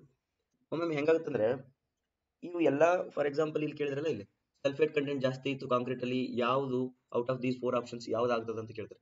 ನೀವು ಯಾವ ನೋಟ್ಸ್ ಓದಿದ್ರು ಸಿಗಂಗಿಲ್ಲ, ಅಥವಾ ಯಾವ ಎಕ್ಸ್ಪ್ಲನೇಷನ್ ಕೇಳಿದ್ರು ಸಿಗಂಗಿಲ್ಲ. ಅದಕ್ಕೆ ಬೆಸ್ಟ್ ಅಥೆಂಟಿಕೇಟೆಡ್ ನೋಟ್ಸ್ ಏನಂದ್ರೆ IS ಕೋಡ್. IS ಕೋಡ್ ಒಳಗೆ ಐತಾ ಅವ್ರು ಕೇಳ್ತಾರೆ, IS ಕೋಡ್ ಒಳಗಡೆ ಇಲ್ಲ ಅಂದ್ರೆ ಕೇಳಂಗಿಲ್ಲ. ನೆನ್ಪಿಟ್ಕೊಂಡು, ಬಿಕಾಸ್ ದಟ್ ಇಸ್ ಅಥೆಂಟಿಕೇಟೆಡ್ ಇರ್ತದೆ. ರೈಟಾ? ಆಮೇಲೆ ಇದನ್ನ ಓದ್ಕೊಳ್ರಿ, ಇದನ್ನ ಬೈ ಹಾರ್ಟ್ ಹಾಕೊಳ್ರಿ. Next table number 6, adjustment to minimum cement content for aggregate other than 20 mm nominal maximum size. ಇಲ್ಲೇನಂದ್ರೆ ಸಿಮೆಂಟ್ ಕಂಟೆಂಟ್ ನಾವು ಮೇಲ್ಗಡೆ ಹೇಳಿದ್ವಿ, ನಿಮ್ಗೊಂದು ಕ್ವಶನ್ ಬಂತು ಈಗ, ಏನಂತಂದ್ರೆ ಇದು 20 mm ನಾಮಿನಲ್ ಸೈಜ್ ಅಗ್ರಿಗೇಟಿಗೆ ಮಾತ್ರ ಇವು ಸಿಮೆಂಟ್ ಕಂಟೆಂಟ್. ಇದು ಬೈ ಹಾರ್ಟ್ ಹಾಕಿರಿ ಟೇಬಲ್. ಈ ಬೈ ಹಾರ್ಟ್ ಹಾಕಿದ ಟೇಬಲ್ ಜೊತೆಗೆ ಅಕಸ್ಮಾತ್ ಆಗಿ ನೀವು 20 mm ಯೂಸ್ ಮಾಡ್ತಾ ಇಲ್ಲ, 10 mm ಅಗ್ರಿಗೇಟ್ ಯೂಸ್ ಮಾಡ್ತೀರಪ್ಪ, ಎಲ್ಲಿ ಪರ್ದಾ ಅಂತ ಮಾಡ್ತಾರೆ ಗೊತ್ತು, ಈ ವಾಲು ಅಥವಾ ಕಿಟಕಿಗಳನ್ನು ಮುಚ್ಚಿ ಅಲ್ಲಿ ಸಣ್ಣ ತಿನ್ನು ಒಂದು ಗಾಡಿ ಮಾಡ್ತಾರೆ, ಅದಕ್ಕೆ ಪರ್ದಾ ಅಂತಾರೆ. ಅಲ್ಲಿ ಏನ್ ಮಾಡ್ತಾರೆ, 10 mm ಅಗ್ರಿಗೇಟ್ಸ್ ಯೂಸ್ ಮಾಡ್ತಾರೆ. ಕೆಲವೊಮ್ಮೆ ಮ್ಯಾಸಿವ್ ಫೌಂಡೇಶನ್ ಒಳಗಡೆ 20 mm ಕಾಂಕ್ರೀಟ್ ಸಣ್ಣ ಆಗ್ತಾವ ಅಂತೇಳಿ ಮ್ಯಾಸಿವ್ ಕಾಂಕ್ರೀಟ್ ಒಳಗೆ 40 mm ಕಾಂಕ್ರೀಟ್ ಯೂಸ್ ಮಾಡ್ತಾರೆ. ಅಂತ ಟೈಮ್ ಒಳಗೆ ನೀವು ಏನ್ ಮಾಡ್ಬೇಕಂತೆ, 10 mm ಯೂಸ್ ಮಾಡ್ತಿದ್ರ plus 40 kg adjustment minimum cement content, ಅಲ್ಲಿ ಮೇಲೆ ಎಳೆದಕ್ಕೆ ಮತ್ತೆ 40 kg ಜಾಸ್ತಿ ಸಿಮೆಂಟ್ ಆಡ್ ಮಾಡ್ಬೇಕು. 40 mm ಕಾಂಕ್ರೀಟ್ ಯೂಸ್ ಮಾಡಿ, ಇದು ಅಗ್ರಿಗೇಟ್ಸ್ ಯೂಸ್ ಮಾಡಕತ್ತಿದ್ರೆ 30 kg ಕಡಿಮೆ ಮಾಡ್ಬೇಕು. ಅದಕ್ಕೆ 20 mm ಅಂತೂ 0 ಐತಿ. Then limit of chloride content of concrete, ಇದು ಸ್ವಲ್ಪ ಓದ್ಕೊಡ್ರಿ. Maximum total acid soluble chloride content expressed in kg per meter cube, that is given here. Then use of low alkali ordinary Portland cement having total alkali content not more than 0.6%, that is Na2O equivalent. Further advantage can be obtained by using a fly ash conforming grade 1. Fly ash ಒಳಗೂ ಕೂಡ 4-5 grades ಅದಾವ. Conforming to this code, granular GGBS as a part replacement of ordinary Portland cement having total alkali content equivalent to this percentage, provided fly ash content is at least 20% or GGBS is 50%. GGBS ಮತ್ತು fly ಆಶ್ ನ ನೀವು concrete ಅಲ್ಲಿ use ಮಾಡ್ತಿದ್ರೆ IS code ನವರು some recommendations ಅನ್ನು ಕೊಡ್ತಾರೆ. ಇವೆರಡನ್ನು ಬಿಟ್ಟು ಬೇರೆ ಏನಾದ್ರು ನೀವು ಅಡ್ಮಿಕ್ಸ್ಚರ್ಸ್ ಯೂಸ್ ಮಾಡ್ತೀನಿ ಅಂದ್ರೆ IS ಕೋಡ್ ನವರು ನಿಮ್ಮ ಮೇಲೆ ಬಿಡ್ತಾರೆ, ಅವರು ರೆಕಮೆಂಡೇಶನ್ಸ್ ಕೊಡಂಗಿಲ್ಲ. ರೈಟ್? ದೆನ್ ಇವೆರಡು ಪಾಯಿಂಟ್ಸ್ ನೋಡ್ಕೊಳ್ರಿ. Then concrete in aggressive soil and water. Aggressive soil ಅಂತಂದ್ರೆ ಸಿಟಿಗಳ ಸಾಯಿಲ್ ಅಂತ. ಸಿಟಿ ಹೇಳ್ತದ ಅಂತಂದ್ರೆ ಹೆಂಗ, ಅದ್ರೊಳಗಡೆ ಕೆಮಿಕಲ್ಸ್ ಅದ. ಆ ಕೆಮಿಕಲ್ಸ್ ಅದ ಅಂದ್ರೆ ಕಾಂಕ್ರೀಟು ನಿಮ್ಮ ಸಾಯಿಲ್ ಮೇಲೆ ಡೈರೆಕ್ಟ್ ಇತ್ತಂದ್ರೆ ಈ ಕೆಮಿಕಲ್ ಸಾಯಿಲ್ ಅಲ್ಲಿರೋ ಕೆಮಿಕಲ್ ಕಾಂಕ್ರೀಟ್ ಜೊತೆ ರಿಯಾಕ್ಟ್ ಮಾಡ್ತದೆ. ಗ್ರೌಂಡ್ ವಾಟರ್ ಏನಾದ್ರು ಕನೆಕ್ಟ್ ಆಗ್ತಿತ್ತು, ವಾಟರ್ ಟೇಬಲ್ ಏನಾದ್ರು ಕಾಂಕ್ರೀಟ್ ಟಚ್ ಆಗ್ತಿತ್ತು ಅಂದ್ರೆ ಆ ಗ್ರೌಂಡ್ ವಾಟರ್ ಇರತಕ್ಕಂತ ಕೆಮಿಕಲ್ಸ್ ಕೂಡ ಕಾಂಕ್ರೀಟ್ ಟಚ್ ಆಗಿ ಕೆಮಿಕಲ್ ರಿಯಾಕ್ಷನ್ಸ್ ಆಗ್ತದೆ. Therefore these guidelines are given. General ಅದ, ಓದ್ಕೊಳ್ರಿ. ನೆಕ್ಸ್ಟ್ ಡ್ರೈನೇಜ್ ಕಂಡೀಷನ್ಸ್ ಆಲ್ರೆಡಿ ಹೇಳಿದ. ಏನಂತ, ಮನಿ ಕಟ್ಟಬೇಕಾದ್ರೆ ಫಸ್ಟ್ ಕ್ಯೂರಿಂಗ್ ಮಾಡ್ತೀರಿ ನೀವು, ಏನು ಸ್ಲ್ಯಾಬ್ಸ್ ಕಟ್ಟಿರ್ತೀರಿ, ಸ್ಲ್ಯಾಬ್ ಮೇಲ್ಗಡೆ ನೀರ್ ನಿಂದಿರ್ಸ್ತೀರಿ. ನೀರ್ ನಿಂದಿರ್ಸಕ್ಕೆ ಏನ್ ಮಾಡ್ತಾರೆ, ಪೂಲಿಂಗ್ ಮಾಡ್ತಾರೆ. ಹೌದು, ಪೂಲಿಂಗ್ ಅಂದ್ರೆ ಏನ್ ಗೊತ್ತಾ, ಈಗ ಸ್ಲ್ಯಾಬ್ ಆಗಿರ್ಬೋದು, ಪೇಮೆಂಟ್ಸ್, ಕಾಂಕ್ರೀಟ್ ರೋಡ್ಸ್ ಇರ್ಬೋದು, ಅಲ್ಲೆಲ್ಲ ನೋಡಿರ್ಬೋದು. ಇನ್ನು ಸ್ಲ್ಯಾಬ್ ಇತ್ತಂತಂದ್ರೆ ಇಲ್ಲೊಂದು ಮಿಡಲ್ ಪೂಲಿಂಗ್ ಮಾಡ್ತಾರೆ, ಹಿಂಗೆ ಮಾಡಿ ನೀರು ನಿಂದಿರ್ಸಿರ್ತಾರೆ ಇಲ್ಲಿ. Okay, water will store. ಯಾಕಂದ್ರೆ ಕ್ಯೂರಿಂಗ್ ಆಗಲಿ ಚೆನ್ನಾಗಿ ಅಂತೇಳಿ ಕಂಪ್ಲೀಟ್ ಆಗಿ ನೀರು ನಿಂದಿರ್ಸಿ ಹೋಗ್ಬಿಡ್ತಾರೆ. ಬಟ್ ಇದು ಆದ್ಮೇಲೆ ಇವನ್ನ ಹೊಡಿಬೇಕು. ಇವನ್ನ ಪೂಲಿಂಗ್ಸ್ ಮಾಡಕ್ಕೆ ಏನು ಯೂಸ್ ಮಾಡಿರ್ತಾರಲ್ಲ ಇವನ್ನೆಲ್ಲ ಹೊಡ್ಕೋಬೇಕು. ಹೊಡೆದಾಗ ಏನಾಗ್ತದೆ ಅಂದ್ರೆ ನೀರು ಕರೆಕ್ಟ್ ಆಗಿ ಇಕಡೆ ಬಂತಂದ್ರೆ ಈ ಕಡೆ ಪಾಸ್ ಆಗುತ್ತೆ. ಮೇಲ್ಗಡೆ ಮನಿ ಇತ್ತು ಅಂತಂದ್ರೆ ಇದು ಮನಿ ಅದ, ಇದೊಂದು ಪ್ಯಾರಾಪೆಟ್ ವಾಲ್ ಅದ, ಇದು ಸ್ಲ್ಯಾಬ್ ಅದ. ಮೇಲ್ಗಡೆನೂ ಕೂಡ ಕೆಲವರು ಏನ್ ಮಾಡಿರ್ತಾರ, ಹಿಂಗ ಪೂಲಿಂಗ್ ಮಾಡಿ ನೀರು ನಿಂದಿರ್ಸಿರ್ತಾರೆ ಕ್ಯೂರಿಂಗ್ ಚೆನ್ನಾಗಿ ಆಗಲಿ ಅಂತೇಳಿ. ಆಮೇಲೆ ಇವನ್ನ ತೆಗಿಸ್ಬೇಕು. ಇವನ್ನ ತೆಗಿಸಿದ್ರೆ ಏನಾಗ್ತಾ, ಮಳೆ ಬಂತು ಅಂದ್ರೆ ನೀರು ಕರೆಕ್ಟ್ ಆಗಿ ಅದು ಡ್ರೈನ್ ಆಗ್ಬೇಕು, ಹರಿದು ಹೋಗ್ಬೇಕು. ಇಲ್ಲ ಅಂತಂದ್ರೆ ಏನಾಗ್ತದ, ಪರ್ಮಿಯಬಲ್, ಸ್ವಲ್ಪ ಪರ್ಮಿಯಬಲ್ ಇತ್ತಂದ್ರೆ ನೀರು ಒಳಗಡೆ ಪಾಸ್ ಆಗ್ತದೆ. That's why drainage is very important ಅಂತ ಹೇಳ್ತಾರೆ. Compaction, finishing and curing. Compaction, finishing and curing ಬಗ್ಗೆ ಮಾತಾಡೋದು. ಓಕೆ, ಜನರಲ್ ಆಗಿದೆ. ಏನಂತಾರೆ, ಕಾಂಪ್ಯಾಕ್ಷನ್ ಚೆನ್ನಾಗಾಗಲಿ, 100% ಕಾಂಪ್ಯಾಕ್ಷನ್ ಆಗಲಿ. ಕಾಂಪ್ಯಾಕ್ಷನ್ ಎದಕ್ಕೆ ಆಗ್ಬೇಕಂತಂದ್ರೆ ಒಳಗಡೆ ವೈಡ್ಸ್ ಉಳಿದಿರಬಾರ್ದು. ಫಿನಿಶಿಂಗ್ ಚೆನ್ನಾಗಾಗಲಿ. ಫಿನಿಶಿಂಗ್ ಯಾಕೆ ಚೆನ್ನಾಗಾಗಬೇಕಂತಂದ್ರೆ ಹೊರಗಡೆ ಕ್ಲೈಮೆಟಿಕ್ ಕಂಡೀಷನ್ಸ್ಗಳು ಒಳಗಡೆ ಹೋಗಬಾರ್ದು, ನೀರು, ಗಾಳಿ ಮತ್ತು ಬೇರೆ ಕೆಮಿಕಲ್ಸ್ ಅವೆಲ್ಲ ಒಳಗಡೆ ಹೋಗಬಾರ್ದು. ಕ್ಯೂರಿಂಗ್ ಚೆನ್ನಾಗಿ ಆಗಬೇಕು. ಕ್ಯೂರಿಂಗ್ ಯಾಕೆ ಚೆನ್ನಾಗಿ ಆಗ್ಬೇಕಂದ್ರೆ ಹೀಟ್ ಆಫ್ ಹೈಡ್ರೇಷನ್ ಚೆನ್ನಾಗಿ ಆಗಬೇಕು. Concrete with respect to age strength gain ಮಾಡ್ಕೊಳ್ತದ, ಹಾಗಾಗಿ ಅದಕ್ಕೆ ನೀವು ಸಪೋರ್ಟ್ ಮಾಡಬೇಕು. ರೈಟಾ? Then concrete in sea water, very very very important note. Concrete in seawater are exposed directly along the sea coastal. M20, at least M20 grade in case of plain concrete, M30 in case of reinforced concrete. ಇದು ನನಗೆ ನೆನಪಿದ್ದಂಗೆ ಒಂದು exam ಒಳಗಡೆ ಕೇಳಿದ್ದಾರೆ. ಏನಂತಂದ್ರೆ sea water. Under sea water construction, the minimum grade of concrete for plain concrete ಅಂತ ಕೇಳ್ತಾರೆ. 4 option ಕೊಡ್ತಾರೆ, 20, 25, 30, 35. ಅವು ನೀವು ಇದು ನೋಡ್ಕೋಬೇಕು. C coastal shall be M20 ಇರಬೇಕು ಯಾವಾಗ, ಪ್ಲೇನ್ ಕಾಂಕ್ರೀಟ್ ಇದ್ದಾಗ.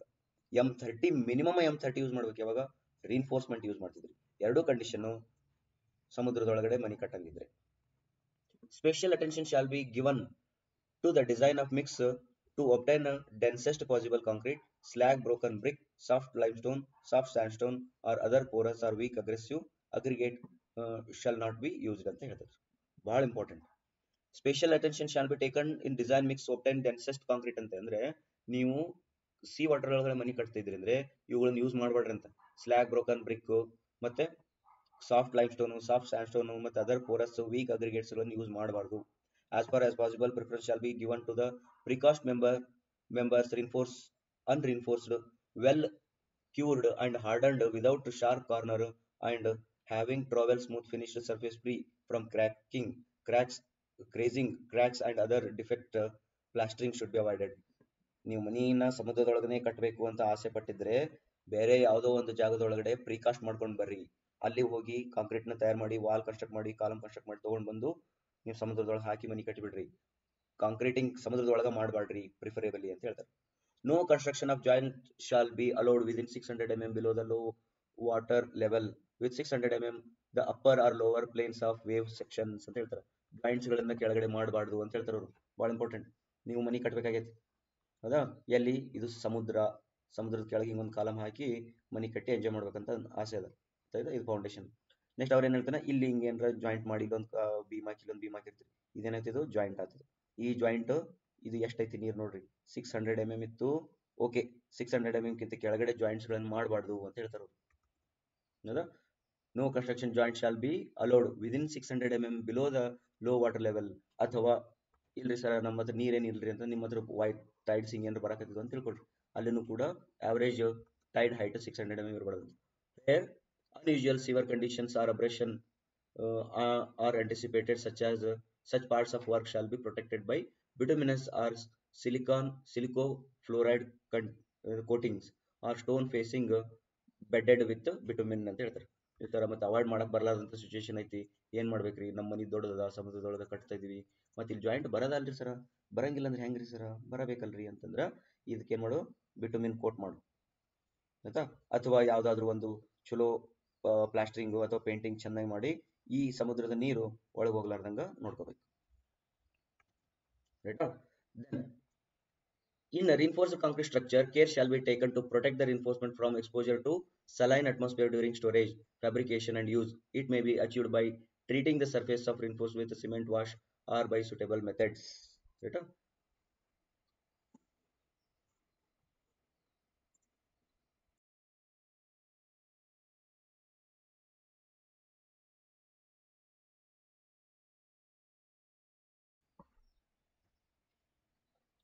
ನೆಕ್ಸ್ಟ್ ಏನ್ ಹೇಳ್ತಾರೆ ನೋಡಿ, ನೆಕ್ಸ್ಟ್ ಮೇನ್ ಹೆಡಿಂಗ್ ಹೋಗ್ತಿದ್ವಿ, ಕಾಂಕ್ರೀಟ್ ಮಿಕ್ಸ್ ಪ್ರಪೋರ್ಷನಿಂಗ್. ಈಗ ಇಲ್ಲಿವರೆಗೆ ನಾವೇನ್ ನೋಡಿದ್ವಿ ಅಂದ್ರೆ ಕಾಂಕ್ರೀಟ್ ಪ್ರಾಪರ್ಟಿ ನೋಡಿದ್ವಿ, ಅದನ್ನ ಎಲ್ಲೆಲ್ಲಿ ಯೂಸ್ ಮಾಡಬೇಕು, ಅದರೊಳಗಡೆ ಕಾನ್ಸ್ಟಿಟ್ಯೂಯೆಂಟ್ಸ್ ಏನೇನು ಅದಾವ ಅದನ್ನೆಲ್ಲ ನೋಡಿದ್ವಿ. ಮಿಕ್ಸ್ ಪ್ರಪೋರ್ಷನ್ ಬಗ್ಗೆ ನೋಡೋಣ. Mixed proportion. The mixed proportion shall be selected to ensure the workability of fresh concrete. When concrete is hardened, it shall be have a required strength, durability and surface finish. ಹೆಂಗಿರ್ಬೇಕಂದ್ರೆ ನೀವು ಅದು concrete vet ಇದ್ದಾಗೂ ಕೂಡ ಅಂದ್ರೆ ಅದು fresh ಇದ್ದಾಗೂ ಕೂಡ ಅದು ಚೆನ್ನಾಗಿ ನಿಮ್ಗೆ ವರ್ಕೇಬಲ್ ಇರಬೇಕು, ಅದ್ರ ಜೊತೆ ಕೆಲಸ ಮಾಡಕ್ ಆಗ್ತಿರ್ಬೇಕು.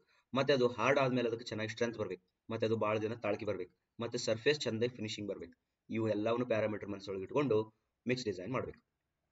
ಮಿಕ್ಸ್ ಡಿಸೈನ್ ಹೆಂಗ್ ಮಾಡ್ಬೇಕು ಅಂತ ಹೇಳಿ ಬೇರೆ ಕೊಡದ, ಬಟ್ ಈ IS 456 ಒಳಗಡೆ ಏನ್ ಹೇಳಿದ್ರೆ ಅಂದ್ರೆ ಮಿಕ್ಸ್ ಡಿಸೈನ್ ಮಾಡ್ಬೇಕಾದ್ರೆ ಯಾವ್ಯಾವ ಪಾಯಿಂಟ್ಸ್ ಗಳನ್ನ ನೀವು ಕನ್ಸಿಡರ್ ಮಾಡ್ಬೇಕು ಅನ್ನೋದ್ರ ಬಗ್ಗೆ ಹೇಳಿದ್ರೆ. To determination of proportion of cement, aggregate and water to contain the required strength shall be made as follows. Mix design ಒಳಗಡೆ ಎರಡು ಅದಾವ ಬಹಳ ಇಂಪಾರ್ಟೆಂಟ್. ಮಿಕ್ಸ್ ಡಿಸೈನ್ ಒಳಗೆ ಏನದಾವ, ಎರಡು ಇಂಪಾರ್ಟೆಂಟ್ ಪಾಯಿಂಟ್ಸ್ ಬರ್ತದ.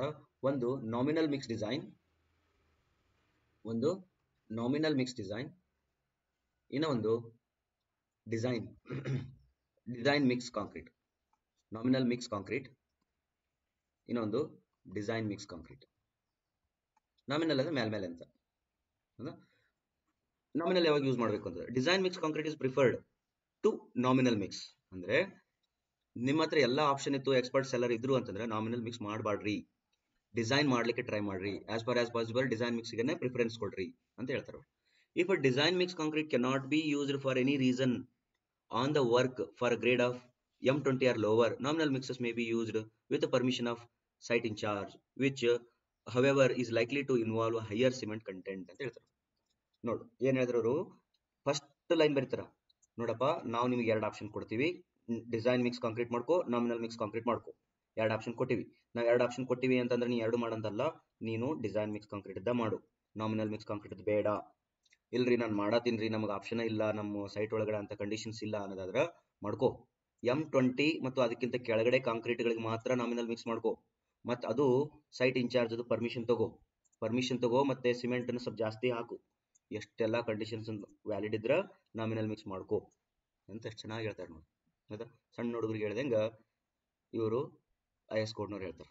ಆಯ್ತಾ, next information required in specifying a particular grade of concrete, the following information shall be included. ಅದೆಲ್ಲ ನಿಮಗೆ ಇನ್ನೊಂದು ಮಿಕ್ಸ್ ಡಿಸೈನ್ ಮಾಡ್ಬೇಕಾದ್ರೆ ಏನೇನು ಬೇಕು ಅಂತ ಬರೆದಿದ್ದಾರೆ. ಮಿಕ್ಸ್ ಡಿಸೈನ್ ಮಾಡ್ಬೇಕಾದ್ರೆ ಗ್ರೇಡ್ ಡೆಸಿಗ್ನೇಷನ್ ಬೇಕು, ಟೈಪ್ ಆಫ್ ಸಿಮೆಂಟ್ ಬೇಕು, maximum nominal size of the aggregate ಬೇಕು, minimum cement content, maximum water cement ratio, workability, mix proportion, exposure condition, minimum temperature, method of placing, degree of supervision, ಇವೆಲ್ಲವನ್ನು ಇಟ್ಕೊಂಡು ನೀವು mix design ಮಾಡ್ಕೊಳ್ರಿ. In appropriate circumstances the following additional information may be specified. ಇವನ್ ಬಿಟ್ಟು ಇನ್ನೂ ಕೆಲವು information ಬೇಕಂದ್ರೆ type of aggregate, maximum cement content, but whether an admixture shall not be used, admixture ಹಾಕಬೇಕು ಬೇಡ ಅನ್ನೋದನ್ನು ಕೂಡ ಇನ್ಫಾರ್ಮೇಷನ್ ಇಟ್ಕೊಂಡು ಮಿಕ್ಸ್ ಡಿಸೈನ್ ಮಾಡ್ಕೊಡ್ರಿ. ನೆಕ್ಸ್ಟ್ ಡಿಸೈನ್ ಮಿಕ್ಸ್ ಹೆಂಗ್ ಮಾಡಬೇಕು, ಡಿಸೈನ್ ಮಿಕ್ಸ್ ಹೆಂಗ್ ಮಾಡ್ಬೇಕಂದ್ರೆ ಅದಕ್ಕೊಂದು ಸೆಪರೇಟ್ ಕೋಡ್ ಅದ, ಅದನ್ನ ಯೂಸ್ ಮಾಡ್ಕೊಂಡು ಮಾಡ್ಕೋಬೇಕು. ಇಲ್ಲಿ ಕೆಲವು ಪಾಯಿಂಟ್ಸ್ ಕೊಟ್ರೆ, ಆಸ್ ದ ಏನದು guarantor of quality of concrete used in the construction, ಒಮ್ಮೆ ಬ್ರೈನ್ ಸ್ಟಾಪ್ ಆಗಿಬಿಡ್ತೈತೆ ಒಂದು ವರ್ಡ್ ನೋಡಿದ ತಕ್ಷಣ, ರೈಟಾ? It has happened like that. As the guarantor of quality of concrete used in the construction shall carry out the mix design and mix so designed, not the method of. My mind is completely blank here, you read it yourself. Next, the mix shall be designed to provide the grade of concrete having the required workability and the characteristics not less than the appropriate values given in table number 2. The target mean strength of concrete mix should be equal to the characteristics mean strength plus 1.65 times the standard deviation. Standard deviation ಅಂತಂದ್ರೆ ಸ್ವಲ್ಪ ಆ ಕಡೆ ಆಗ್ತಿರ್ತದ ಅಂತ. ಈಗ ನಿಮ್ದೊಂದು concrete strength ಐತಿ, ಎಷ್ಟದ M20 design ಮಾಡ್ಬೇಕಂತ ಯೋಚನೆ ಮಾಡಿದ್ವಿ, ಹಂಗಾರೆ ಆ ಕಡೆ ಆಗ್ತದ, ಆ ಕಡೆ ಎಷ್ಟಾಗ್ತದ 3 MP ಆಗ್ತಿತ್ತು ಅಂತ ತಿಳ್ಕೊಡ್ರಿ. 3 MP ನೋಡೇ ಬಿಡೋಣಲ್ಲ, IS ಕೋಡ್ ಆ ಕಡೆ ಎಷ್ಟು ಆಗ್ಬೇಕು ಅನ್ನೋದಕ್ಕೂ ಕೂಡ ಪರ್ಮಿಷನ್ ಕೊಟ್ಟಿದ್ದಾನೆ. Here it is. This is the assumed standard deviation.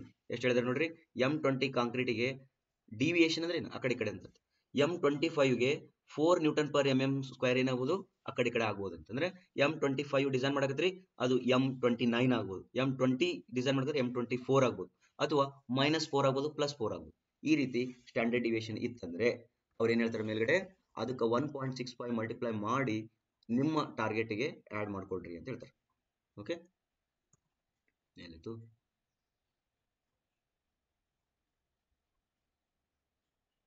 1.65, right?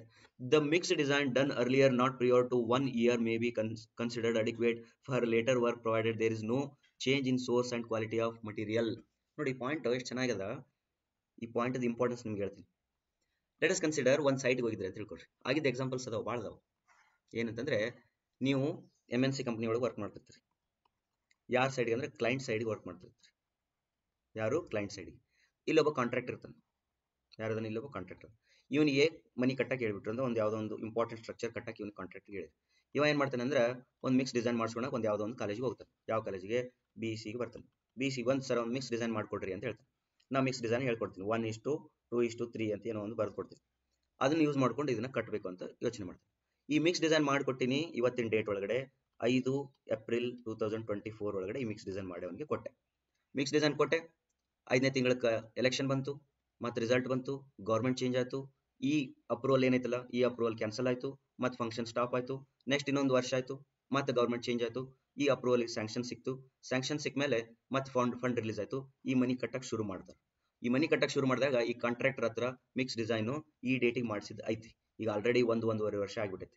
1.5 ವರ್ಷ ಆಗೈತಿ. ಇವ ಏನು ಮಾಡ್ತಾನೆ ಅಂದ್ರೆ ಮಟೀರಿಯಲ್ಸ್ ತರ್ತಾನೆ. ಮಟೀರಿಯಲ್ಸ್ ತಂದು ಇದೆಲ್ಲ ಕನ್ಸ್ಟ್ರಕ್ಷನ್ ಮಾಡಿ ಕಟ್ಟಿಬಿಡ್ತಾನೆ. ಕಟ್ ಮಾಡಿದ್ಮೇಲೆ ಥರ್ಡ್ ಪಾರ್ಟಿ ಇನ್ವೆಸ್ಟಿಗೇಷನ್ ಸ್ಟಾರ್ಟ್ ಆಗ್ತದೆ. ಥರ್ಡ್ ಪಾರ್ಟಿ ಇನ್ವೆಸ್ಟಿಗೇಷನ್ ಸ್ಟಾರ್ಟ್ ಆದಾಗ ಇವ ಏನ್ ಮಾಡ್ತಾನೆ, ಕ್ಲೈಂಟ್ಸ್ ಕಡೆಗೆ ಇದ್ದವ್ರು ಏನಿರ್ತಾರಲ್ಲ ಅವ್ರು ಥರ್ಡ್ ಪಾರ್ಟಿಯವರು ಇದನ್ನ ವಿಸಿಟ್ ಮಾಡ್ತಾರೆ. ವಿಸಿಟ್ ಮಾಡಿದಾಗ ನೀವು ಎಲ್ಲ ರಿಪೋರ್ಟ್ಸ್ ತೊಗೊಂಬರ್ರಿ ಅಂತ ಹೇಳ್ತಾರೆ. ರಿಪೋರ್ಟ್ಸ್ ತೊಗೊಂಬರ್ರಿ ಅಂದಾಗ ಈ ಕಾಂಟ್ರಾಕ್ಟರ್ ಏನ್ ಮಾಡ್ತಾನ, 1 ವರ್ಷ ಹಿಂದ್ಗಡೆ ಒಂದು ಮಿಕ್ಸ್ ಡಿಸೈನ್ ಮಾಡಿಸಿದ್ದ ಅದನ್ನ ತೊಗೊಂಬಂದು ಅವ್ರ ಮುಂದೆ ಇರ್ತಾರೆ. ಆ ಡೇಟ್ ನೋಡ್ತಾರ, ಮತ್ತೆ ಈಗ ವರ್ಕ್ ಥರ್ಡ್ ಪಾರ್ಟಿ ಡೇಟ್ ನೋಡ್ತಾರ, ಅದು 1-1.5 ವರ್ಷ ಜಾಸ್ತಿ ಆಗಿತ್ತು ಅಂದ್ರೆ ಇದನ್ನ ಡೆಮಾಲಿಷ್ ಮಾಡ್ರಿ, ಇನ್ನೊಮ್ಮೆ ಕಟ್ರಿ ಅಂತ ಹೇಳಿ ಸೈನ್ ಮಾಡಿ ಹೋಗ್ಬಿಡ್ತಾರೆ. ತಿಳಿದ? ಯಾಕ ಅಂದ್ರೆ ನೀನು ಸೈಟ್ ಇನ್ಚಾರ್ಜ್ ಆದವ ಈ ಪಾಯಿಂಟ್ ನ ಓದಿಲ್ಲ. ಅವ ಬರ್ದು ಬಿಡ್ತಾನೆ ಇಲ್ಲಿ, ಇದನ್ನ the structure should be demolished and reconstructed because as per the IS 456 9.2.3 clause the report mix design is more than 1 year ಐತೆ ಅಂತ. Mixed design done earlier not prior to 1 year may be considered adequate for least work for later work provided there is no change in source and quality of material. In the conditions ಒಳಗಡೆ ನೀವು ಇದನ್ನ stop ಮಾಡ್ಬೇಕಿತ್ತು ಅಂತ ತಿಳ್ಕೊಡ್ರಿ. ಏನದು, ಇವಾಗ demolish ಮಾಡಂತಂದ ಎಷ್ಟೋ amount ಎಲ್ಲ waste ಆಗಕ್ಕೆ ಶುರು ಆಗ್ತದ. ಕ್ಲೈಂಟ್ ಥರ್ಡ್ ಪಾರ್ಟಿ ರಿಪೋರ್ಟ್ ಬರ್ದ ಡೆಮಾಲಿಷ್ ಮಾಡಂತೇಳಿ, ನೀ ಸೈಟ್ ಇಂಜಿನಿಯರ್ ಕಾಂಟ್ರಾಕ್ಟರ್ ನೀ ಅವನಕ್ಕಿಂತ ಶಾಣೆ ಇದ್ದಿ ಅಂತಂದ್ರೆ ಮತ್ತೆ ಬರೀತಿದ್ವಿ according to IS code 9.2.3 it is we are ready to prove that there is no change in source and the quality of the material. ಅವ ಈ ಪಾಯಿಂಟ್ ಬರ್ದಾನ, 1 ವರ್ಷಕ್ಕಿಂತ ಜಾಸ್ತಿ ಆಗೈತಿ ಮಿಕ್ಸ್ ಡಿಸೈನ್ ಮಾಡಿಸಿ ಡೆಮಾಲಿಷ್ ಮಾಡ್ರಿ ಅಂತೇಳಿ. ನೀ ಈ ಪಾಯಿಂಟ್ ಬರ್ತಿದ್ದೆ provided there is no change in source quality. ಹಂಗಾಗಿ ನಾವು ತಂದಿರ್ತಕ್ಕಂಥ ಮಟೀರಿಯಲ್ ಸೋರ್ಸು ಮತ್ತು ತಂದಿರ್ತಕ್ಕಂಥ ಕ್ವಾಲಿಟಿ ಮಟೀರಿಯಲ್ಸ್ ಏನದವಲ್ಲ ಈ ತಾರೀಕಿಗೂ ಮತ್ತು ಕನ್ಸ್ಟ್ರಕ್ಷನ್ ಮಾಡಿದ ತಾರೀಕಿಗೂ ಸೇಮ್ ಇದ್ವು ಅಂತೇಳಿ ನೀವು ಪ್ರೂವ್ ಮಾಡಿದೆ ಅಂದ್ರೆ ಡೆಮಾಲಿಷ್ ಮಾಡೋ ಅವಶ್ಯಕತೆ ಇಲ್ಲ. ಹಂಗಾದ್ರೆ ಈ ಪಾಯಿಂಟ್ ಒಳಗಡೆ 2 ಅದ. That's why the very very important ಅಂದ್ರೆ ಕರೆಕ್ಟಾಗಿ line to line word to word ಕೋಡ್ಗಳನ್ನ ಓದಬೇಕು. ಸ್ಟ್ಯಾಂಡರ್ಡ್ ಡಿವಿಯೇಷನ್, ಸ್ಟ್ಯಾಂಡರ್ಡ್ ಡಿವಿಯೇಷನ್ ಅಂತ ಹೇಳಿದ್ರೆ ಆ ಕಡೆ ಕಡೆ ಆಗದ ಅಂತ ಹೇಳಿದ್ನಲ್ಲಿ ಇಲ್ಲಿ ಯಾವುದು M25 ಐತಿ, 4 Newton/mm² ಪ್ಲಸ್ ಆರ್ ಮೈನಸ್ ಆಗ್ಬೋದು. ದ ಸ್ಟ್ಯಾಂಡರ್ಡ್ ಡಿವಿಯೇಷನ್ ಹೆಂಗೆ ಹೇಳ್ತಾರೆ ಅದನ್ನ ಅಂತಂದ್ರೆ ದಟ್ ಈಸ್ ಹಿಯರ್. ಓಕೆ, ಈ ವಿಡಿಯೋ ಸ್ಟಾರ್ಟ್ ಮಾಡೋಕ್ಕಿಂತ ಮುಂಚೆ, ಈ ವಿಡಿಯೋ ಸ್ಟಾರ್ಟ್ ಮಾಡಿದ್ಮೇಲೆ ಫಸ್ಟ್ ಒಂದು ಫ್ಯೂ ಮಿನಿಟ್ಸ್ ಒಳಗಡೆ ನಿಮ್ಗೆ ಇದನ್ನ ಹೇಳಿದೆ, ಕ್ಯಾರೆಕ್ಟರಿಸ್ಟಿಕ್ ಸ್ಟ್ರೆಂತ್ ಅಂತಂದ್ರೆ ಏನು, 95% 100 ಕ್ಯೂಬ್ಸ್ ತಗೊಂಡು ಮಾಡಿದ್ರು ಅಂತ ಎಲ್ಲ ಹೇಳಿದೆ. ಅಲ್ಲೊಂದು ಪಾಯಿಂಟ್ ಹೇಳಿದೆ, later I will explain how many cubes we have to take ಅಂತ. 100 ಕ್ಯೂಬ್ಸ್ ತಗೊಂಡು ಮಾಡೋ ಅವಶ್ಯಕತೆ ಇಲ್ಲ. Number of test results of samples, ನೀವು ಸ್ಟ್ಯಾಂಡರ್ಡ್ ಡಿವಿಯೇಷನ್ ಕಂಡುಹಿಡಬೇಕಿತ್ತು ಅಂದ್ರೆ ಅಥವಾ ಕ್ಯಾರೆಕ್ಟರಿಸ್ಟಿಕ್ ಸ್ಟ್ರೆಂತ್ ಕಂಡುಹಿಡಬೇಕಿತ್ತು ಅಂದ್ರೆ ಅವ್ರು ಏನ್ ಹೇಳ್ತಾರೆ ಅಂದ್ರೆ total number of test strength of concrete required to constituent an acceptable record for calculation of standard deviation shall be not less than 30. 30ಕ್ಕಿಂತ ಕಡಿಮೆ ಸ್ಯಾಂಪಲ್ಸ್ ತಗೊಂಡು ಡಿಸಿಷನ್ ಮಾಡಬಾರ್ದು. Attempt should be made to obtain 30 samples as early as possible when a mix is used for the first time. ನೀವೇನಾದ್ರೂ ಒಂದು standard mix ಅನ್ನ, ಈಗ ಇದೇ example ಹೇಳಿದೆ, ಒಂದು ಮಿಕ್ಸ್ ಡಿಸೈನ್ ತೊಗೊಂಬಂದಿದ್ರೆ ಅದನ್ನ ಶುರು ಮಾಡ್ಬೇಕಂತಂದ್ರೆ ಇಲ್ಲಿ ಏನಾದ್ರು ಸ್ಟ್ಯಾಂಡರ್ಡ್ ಡಿವಿಯೇಷನ್ ನಿಮಗೆ ಬೇಕಿತ್ತಂದ್ರೆ 30 ಸ್ಯಾಂಪಲ್ಸ್ ಮಾಡ್ಕೊಂಡು ತಗೊಳ್ರಿ. In case of significant change in concrete, when sufficient change are made in production of concrete batches, for example change in the material used, mix design, equipment or technical control, the standard deviation value shall be separately calculated for such batches of concrete. Standard deviation to be brought up to date, the calculation of the standard deviation shall be brought up to date after every change of mix design. Okay, ಇದು ಬಹಳ important ಅಲ್ಲ. ಇದು ಯಾವಾಗ ಅಂತಂದ್ರೆ high important structures ಗಳನ್ನ ಮಾಡಬೇಕಾದಾಗ third party ಅವರು ಇವನ್ನೆಲ್ಲ ಚೆಕ್ ಮಾಡ್ತಿರ್ತಾರೆ. ಅಸ್ಯೂಮ್ಡ್ ಸ್ಟ್ಯಾಂಡರ್ಡ್ ಡಿವಿಯೇಷನ್, ನೀವು ಬೇಕಾದ್ರೆ ಸರಿ ಇವೆಲ್ಲ ನಮ್ಗೆ ಮಾಡಕ್ಕೆ ಟೈಮ್ ಇಲ್ಲ, ನಮ್ದು ಅಷ್ಟೊಂದೇನು ಇಂಪಾರ್ಟೆಂಟ್ ಸ್ಟ್ರಕ್ಚರ್ ಅಲ್ಲ ಅನ್ನೋದಿದ್ರೆ ನಾವು ಒಂದು ಟೇಬಲ್ ಕೊಡ್ತೀವಿ, ಆ ಟೇಬಲ್ನ ಓದಿ ನೀವು ಕನ್ಸಿಡರ್ ಮಾಡ್ಕೊಳ್ರಿ. ಈ ಟೇಬಲ್ ಒಳಗೂ ಕೆಲವು ಲಿಮಿಟೇಷನ್ಸ್ ಅದಾವ, ಈ ನೋಟ್ನ ಓದ್ಕೊಳ್ರಿ, ಓದ್ಕೊಂಡು ಕನ್ಸಿಡರ್ ಮಾಡ್ರಿ. The above value corresponding to the site control, having proper storage of cement, weighing batching of material, controlled additional water, regular cracking of all materials, aggregate grading and moisture content, the periodical checking of workability strength, where there is a deviation from the above values given in the above table shall be increased by 1 Newton/mm². But safer side, IS code they want to be in safer side, that's why they have written here. ಏನಂತ ಹೇಳ್ತಾರೆ ಅವರು, ನೀವು ಏನಾದರೂ assume ಮಾಡ್ತೀರಂದ್ರೆ ಮಾಡ್ಕೊಳ್ರಿ, but ಇವೆಲ್ಲವನ್ನು consider ಮಾಡಿರ್ಬೇಕು. ನೀವು ಏನಂತ ಪ್ರಾಪರ್ ಸಿಮೆಂಟ್ ಕರೆಕ್ಟ್ ಸ್ಟೋರ್ ಮಾಡಿರ್ಬೇಕು. ನೆಕ್ಸ್ಟ್ ಬ್ಯಾಚ್ ಮಿಕ್ಸಿಂಗ್ ಮಾಡ್ಬೇಕು, ನೀವು ವೇ ಬ್ಯಾಚ್ ಮಾಡ್ಬೇಕು, ವಾಲ್ಯೂಮ್ ಬ್ಯಾಚ್ ಮಾಡಂಗಿಲ್ಲ. ಕಂಟ್ರೋಲ್ ಚೆನ್ನಾಗಿರ್ಬೇಕು, ವಾಟರ್ ಅಡಿಷನ್ ಮಾಡ್ಬೇಕಾದ್ರೆ ರೆಗ್ಯುಲರ್ ಚೆಕಿಂಗ್ ಇರಬೇಕು, ಅಗ್ರಿಗೇಟ್ಸ್ ಗ್ರೇಡಿಂಗ್ ಚೆನ್ನಾಗಿ ನೋಡ್ಬೇಕು, ಮಾಯ್ಚರ್ ಕಂಟೆಂಟ್ ನೋಡಿರ್ಬೇಕು, cracking workability, checking of workability strength ಅವೆಲ್ಲ ನೋಡ್ಕೊಂಡಿರ್ಬೇಕು. ನಿಮ್ಗೆ ಏನಾದರೂ ಡೌಟ್ ಬಂತಂದ್ರೆ ಸರ್ ಸ್ಟೋರೇಜ್ ಬಗ್ಗೆ ನಾವು ಸ್ವಲ್ಪ ಡೌಟ್ ಐತ್ರಿ ಅಂತಂದು ಏನಾರ ಅನ್ಸಿತ್ತಂದ್ರೆ ಈ ವ್ಯಾಲ್ಯೂಗೆ 1 Newton/mm² ಜಾಸ್ತಿ ಮಾಡ್ಕೊಳ್ರಿ. ಆಯ್ತಾ? ನಾಮಿನಲ್ ಮಿಕ್ಸ್ ಕಾಂಕ್ರೀಟ್, ಈಗ ಇಲ್ಲಿವರೆಗೆ ನಾವು ಏನು ಮಾಡಿದ್ವಿ, ಡಿಸೈನ್ ಮಿಕ್ಸ್ ಕಾಂಕ್ರೀಟ್ಗೆ ಏನೇನು ಬೇಕಲ್ಲ ಪಾಯಿಂಟ್ಸ್ ಗಳನ್ನ ಡಿಸ್ಕಷನ್ ಮಾಡಿದ್ವಿ. ಪ್ಲಸ್ ಅದಕ್ಕೊಂದು ಬೇರೆ ಒಂದು ಕೋಡ್ ಅದ, 102.6 ಏನೋ ಒಂದು ಕೋಡ್ ಅದ, ಅದನ್ನ ಯೂಸ್ ಮಾಡ್ಕೊಂಡು 102.6 ಅಲ್ಲ, ಒಂದು ಬೇರೆ ಒಂದು ಕೋಡ್ ಅದ, ಅದು ನೋಡ್ಕೊಂಡು ಯೂಸ್ ಮಾಡಿ. Next coming to the nominal mix, ಹೌದಾ? ಎರಡು ಮಿಕ್ಸ್ ಹೇಳಿದ್ವಿ ನಾವು, ಡಿಸೈನ್ ಮಿಕ್ಸ್ ಒಂದು, ನಾಮಿನಲ್ ಮಿಕ್ಸ್. ನಾಮಿನಲ್ ಮಿಕ್ಸ್ ಅಂತಂದ್ರೆ ನೀವು 20 ಮತ್ತು 20ಕ್ಕಿಂತ ಕೆಳಗಡೆ ಇರ್ತಕ್ಕಂಥ ಕಾಂಕ್ರೀಟ್ಗೆ ಯೂಸ್ ಮಾಡೋದು. ಆಯ್ತಾ, ಇಲ್ಲಿ ಮತ್ತೆ ಇನ್ನೊಂದು ಬರ್ದಾರ nominal mix concrete may be used for a concrete of M20 or lower, the proportion of a material for nominal mixed concrete shall be in accordance with the table number 9. Then 9.3.1 cement content for the mix specified table number 9 for any nominal mix shall be proportionality increased in the quality of water in a mix has to be increased to overcome difficulties. ಏನನ್ನ ಬರ್ದಾರ ನನಗೆ brain lock ಆಗೈತಿ. ನಾವು come to here. ಈ table ಅನ್ನ ಚೆನ್ನಾಗಿ ಅರ್ಥ ಮಾಡ್ಕೊಂಡ್ರೆ ಇದನ್ನು ಬೇಕಾದ್ರೆ ಬಹಳ ಹಾಕ್ಬಿಡ್ರಿ. ಈ ಟೇಬಲ್ ಚೆನ್ನಾಗಿ ಅರ್ಥ ಮಾಡ್ಕೊಂಡ್ರೆ ನಾಮಿನಲ್ ಮಿಕ್ಸ್ ಬಗ್ಗೆ ತಿಳ್ಕೊಬಹುದು. ಏನಪ್ಪಾ ಅಂತಂದ್ರೆ ನೋಡು, ನೀನು M10 ಕಾಂಕ್ರೀಟ್ ನ ಮಿಕ್ಸ್ ಮಾಡ್ಬೇಕು ಅಂತ ಯೋಚನೆ ಮಾಡಿ ಅಂತ ಅನ್ಕೊಂಡು, ರೈಟಾ? Okay, will work out one concrete so that you will understand how nominal mix can be done. ಏನಂತೆ M20 ನಿಂದು ಟಾರ್ಗೆಟ್ ಅದು. Total quantity of dry aggregate by mass per 50 kg of cement. ಈ M20 ನಾನು ಏನ್ ಮಾಡ್ತೀನಿ, 50 kg ಸಿಮೆಂಟ್ಗೆ nominal mix try ಮಾಡ್ತೀನಿ. kg of cement to be taken as a sum of individual masses of fine and coarse aggregate ಇಷ್ಟಿರ್ಬೇಕಂತ. M20 ಎಷ್ಟು ಬರ್ತದೆ ನೋಡು, 480 ಬರೋಣ. ಅಂದ್ರೆ ಇಲ್ಲಿ ಬರುತ್ತೆ fine aggregate plus coarse aggregate equal to 480 kg. ಒಂದು ಚೀಲ ಸಿಮೆಂಟ್ಗೆ ಇವೆರಡು ಸೇರಿ 480 kg ತಗೋಬೇಕಂತ. ಇದು ಮುಗಿತು, ರೈಟ್? ಈ ಕಡೆ ಬರೋಣ. Proportion of fine aggregate to coarse aggregate by mass generally 1:2 but subjected to upper limit of 1:1.5 and lower limit of 1:2.5. Generally ಅಂದನ 1:2 ಅಂದ್ರೆ 1:2 ತಗೊಳ್ಳಿ. Okay, 1 fine aggregate coarse aggregate equal to 480. ಹಾಗಾದ್ರೆ 480 ಡಿವೈಡೆಡ್ ಬೈ 3 160 ಬಂತು. ಅಂದ್ರೆ ಇದು 160, ಇದು 320, ಇದು. ಅವಾಗ ನಿಮ್ಗೆ ಏನ್ ಬರ್ತದ ಅಂದ್ರೆ ಫೈನ್ ಅಗ್ರಿಗೇಟ್ 160 kg ತಗೋಬೇಕು, 320 kg ಏನ್ ತಗೋಬೇಕು, ಕೋರ್ಸ್ ಅಗ್ರಿಗೇಟ್ ತಗೋಬೇಕು.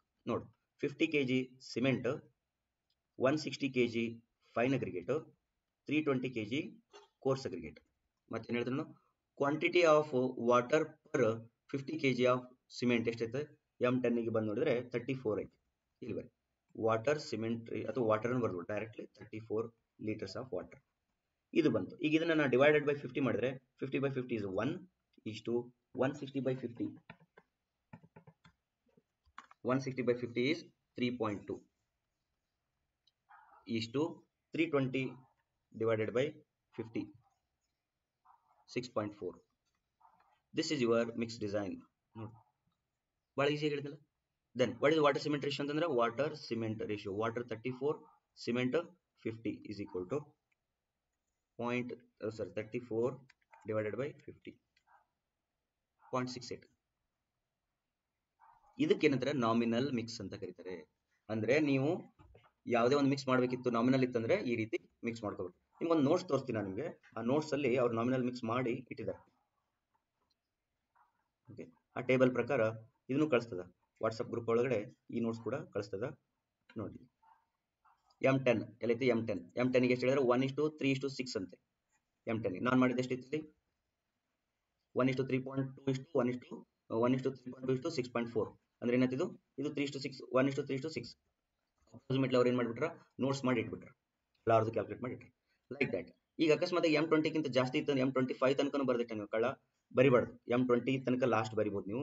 M25 ಇವ್ರು ಹೈಸ್ಕೊಂಡ್ ಕೊಟ್ರನು ಇಲ್ಲ, M20 ಎಷ್ಟ ಕೊಟ್ರ ಇವ್ರು ಅದನ್ನು ಬರ್ದಿಟ್ರ, ದಿಸ್ ಇಸ್ ರಾಂಗ್. M30 35 40 45 ಗೆಲ್ಲ ಡಿಸೈನ್ ಮಿಕ್ಸ್ ಮಾಡ್ಕೊಳ್ರಿ ಅಂತ ಹೇಳಿದ್ರು. ಅಂಡರ್ಸ್ಟುಡ್? ನೆಕ್ಸ್ಟ್, ಈ ಕಂಡೀಷನ್ಸ್ ಇದನ್ನ ಡಿರೈವ್ ಮಾಡಬೇಕಾದಾಗ ಕೆಲವು ಇದನ್ನ ತಗೊಳ್ಬಹುದು ನೀವು, ಏನಂದ್ರ ಪ್ರಿಕಾಷನ್ಸ್ ತಗೋಬಹುದು. Proportion of fine aggregate fine to coarse aggregate shall be adjusted from upper limit to the lower limit progressively as the grading of fine aggregate becomes finer and the maximum size of the coarse aggregate becomes larger. Grade of coarse aggregate shall be used ಅಂತ ಹೇಳ್ತಾರೆ. Okay, next, each party involved in the realization of project should establish and implement the quality assurance plan for its participation in the project. Each party ಅಂತ ಎಷ್ಟು party ಇದ್ವು ಇಲ್ಲಿ, ನಾವು ಒಂದು example ಕೊಟ್ಟಿಲ್ಲ, ಎಷ್ಟು ಪಾರ್ಟಿ ಇದ್ವು ಇಲ್ಲಿ. ಒಂದು ಕಂಪನಿ ಇತ್ತು, MNC ಕಂಪನಿ ಅದ, ಕ್ಲೈಂಟ್ ಇತ್ತು. ಕ್ಲೈಂಟ್ ಅಂದ್ರೆ ಅವನು ಕೊಟ್ಟನ, ಕಾಂಟ್ರಾಕ್ಟ್ ಅದ, ಥರ್ಡ್ ಪಾರ್ಟಿ ಅದ, ಮತ್ತು ಕಾಲೇಜ್ ಅದ, ಅಥವಾ ಯಾವುದೋ ಒಂದು ರಿಪೋರ್ಟ್ ಗಿವಿಂಗ್ ಏಜೆನ್ಸಿ ಅದ. College, third party, contractor, client ಮತ್ತೆ ಯಾರ್ಯಾರೋ ಬರ್ಬೋದು, ಏಜೆನ್ಸಿ, ಗವರ್ಮೆಂಟ್, IS ಕೋಡ್ ಎಲ್ಲರೂ. ಆ ಎಲ್ಲ each party involved in realisation of project should establish and implement the quality assurance plan. Quality ಸಲುವಾಗಿ ಚೆನ್ನಾಗಿ ನೋಡ್ಕೊಡ್ರಿ. Suppliers and subcontractors activity shall be covered in plan. Suppliers ಕೂಡ involve ಆಗ್ತಾರೆ, ಯಾವ cement ಬರ್ತದೆ ಅವರು ಇನ್ವಾಲ್ವ್ ಆಗ್ತಾರೆ. The individual quality assurance plan shall fit in to the general quality assurance plan. ಇವೆಲ್ಲ ಜನರಲ್ ಆಗಿ ಓದ್ಕೊಳ್ರಿ. ನೆಕ್ಸ್ಟ್ ಅವರೆಲ್ಲ ಇಲ್ಲಿ ಬರ್ತಾರೆ. ಬ್ಯಾಚಿಂಗ್ ಹೆಂಗ್ ಮಾಡಬೇಕು, ಕಾಂಕ್ರೀಟ್ ಅನ್ನು ಮಿಕ್ಸ್ ಮಾಡ್ಬೇಕಾದ್ರೆ ಬ್ಯಾಚಿಂಗ್ ಮಾಡಬೇಕು. ಇದೊಂದು ಸ್ವಲ್ಪ ಥಿಯರಿ ಅದ, ಇದ್ರೊಳಗೆ ಆಮೇಲೆ ಜನರಲ್ ಕಂಡೀಷನ್ಸ್ ಅದಾವ, ನೋಡ್ಕೊಳ್ರಿ. I will concentrate more on very important point. I think from this you understood that in 1 hour you understood that how we have to read IS code. IS codes ಅಲ್ಲಿ ಇರ್ತಕ್ಕಂಥ ಪ್ರತಿಯೊಂದು word important, statement important. ನೀವು report ಬರೀಬೇಕಾದಾಗ, ನಾವು ಸ್ವಲ್ಪ experience ಇರೋದ್ರಿಂದ field ಒಳಗಡೆ ಅಥವಾ testing reports ಕೊಡಬೇಕಾದಾಗ ನಾವು ರಿಪೋರ್ಟ್ಸ್ ನೋಡಿ ಥರ್ಡ್ ಪಾರ್ಟಿಗೂ ಇನ್ವೆಸ್ಟಿಗೇಷನ್ ಹೋಗಿರ್ತೀವಿ. ಥರ್ಡ್ ಪಾರ್ಟಿ ಇನ್ವೆಸ್ಟಿಗೇಷನ್ ಹೋದಾಗ ಕೂಡ ಕ್ಲೈಂಟ್ಸಿಗೆ ಅಥವಾ ಕಾಂಟ್ರಾಕ್ಟರ್ಸ್ಗೆ ಗೊತ್ತಿರಂಗಿಲ್ಲ ಪಾಯಿಂಟ್ಸ್ಗಳು, ಹೌದಾ?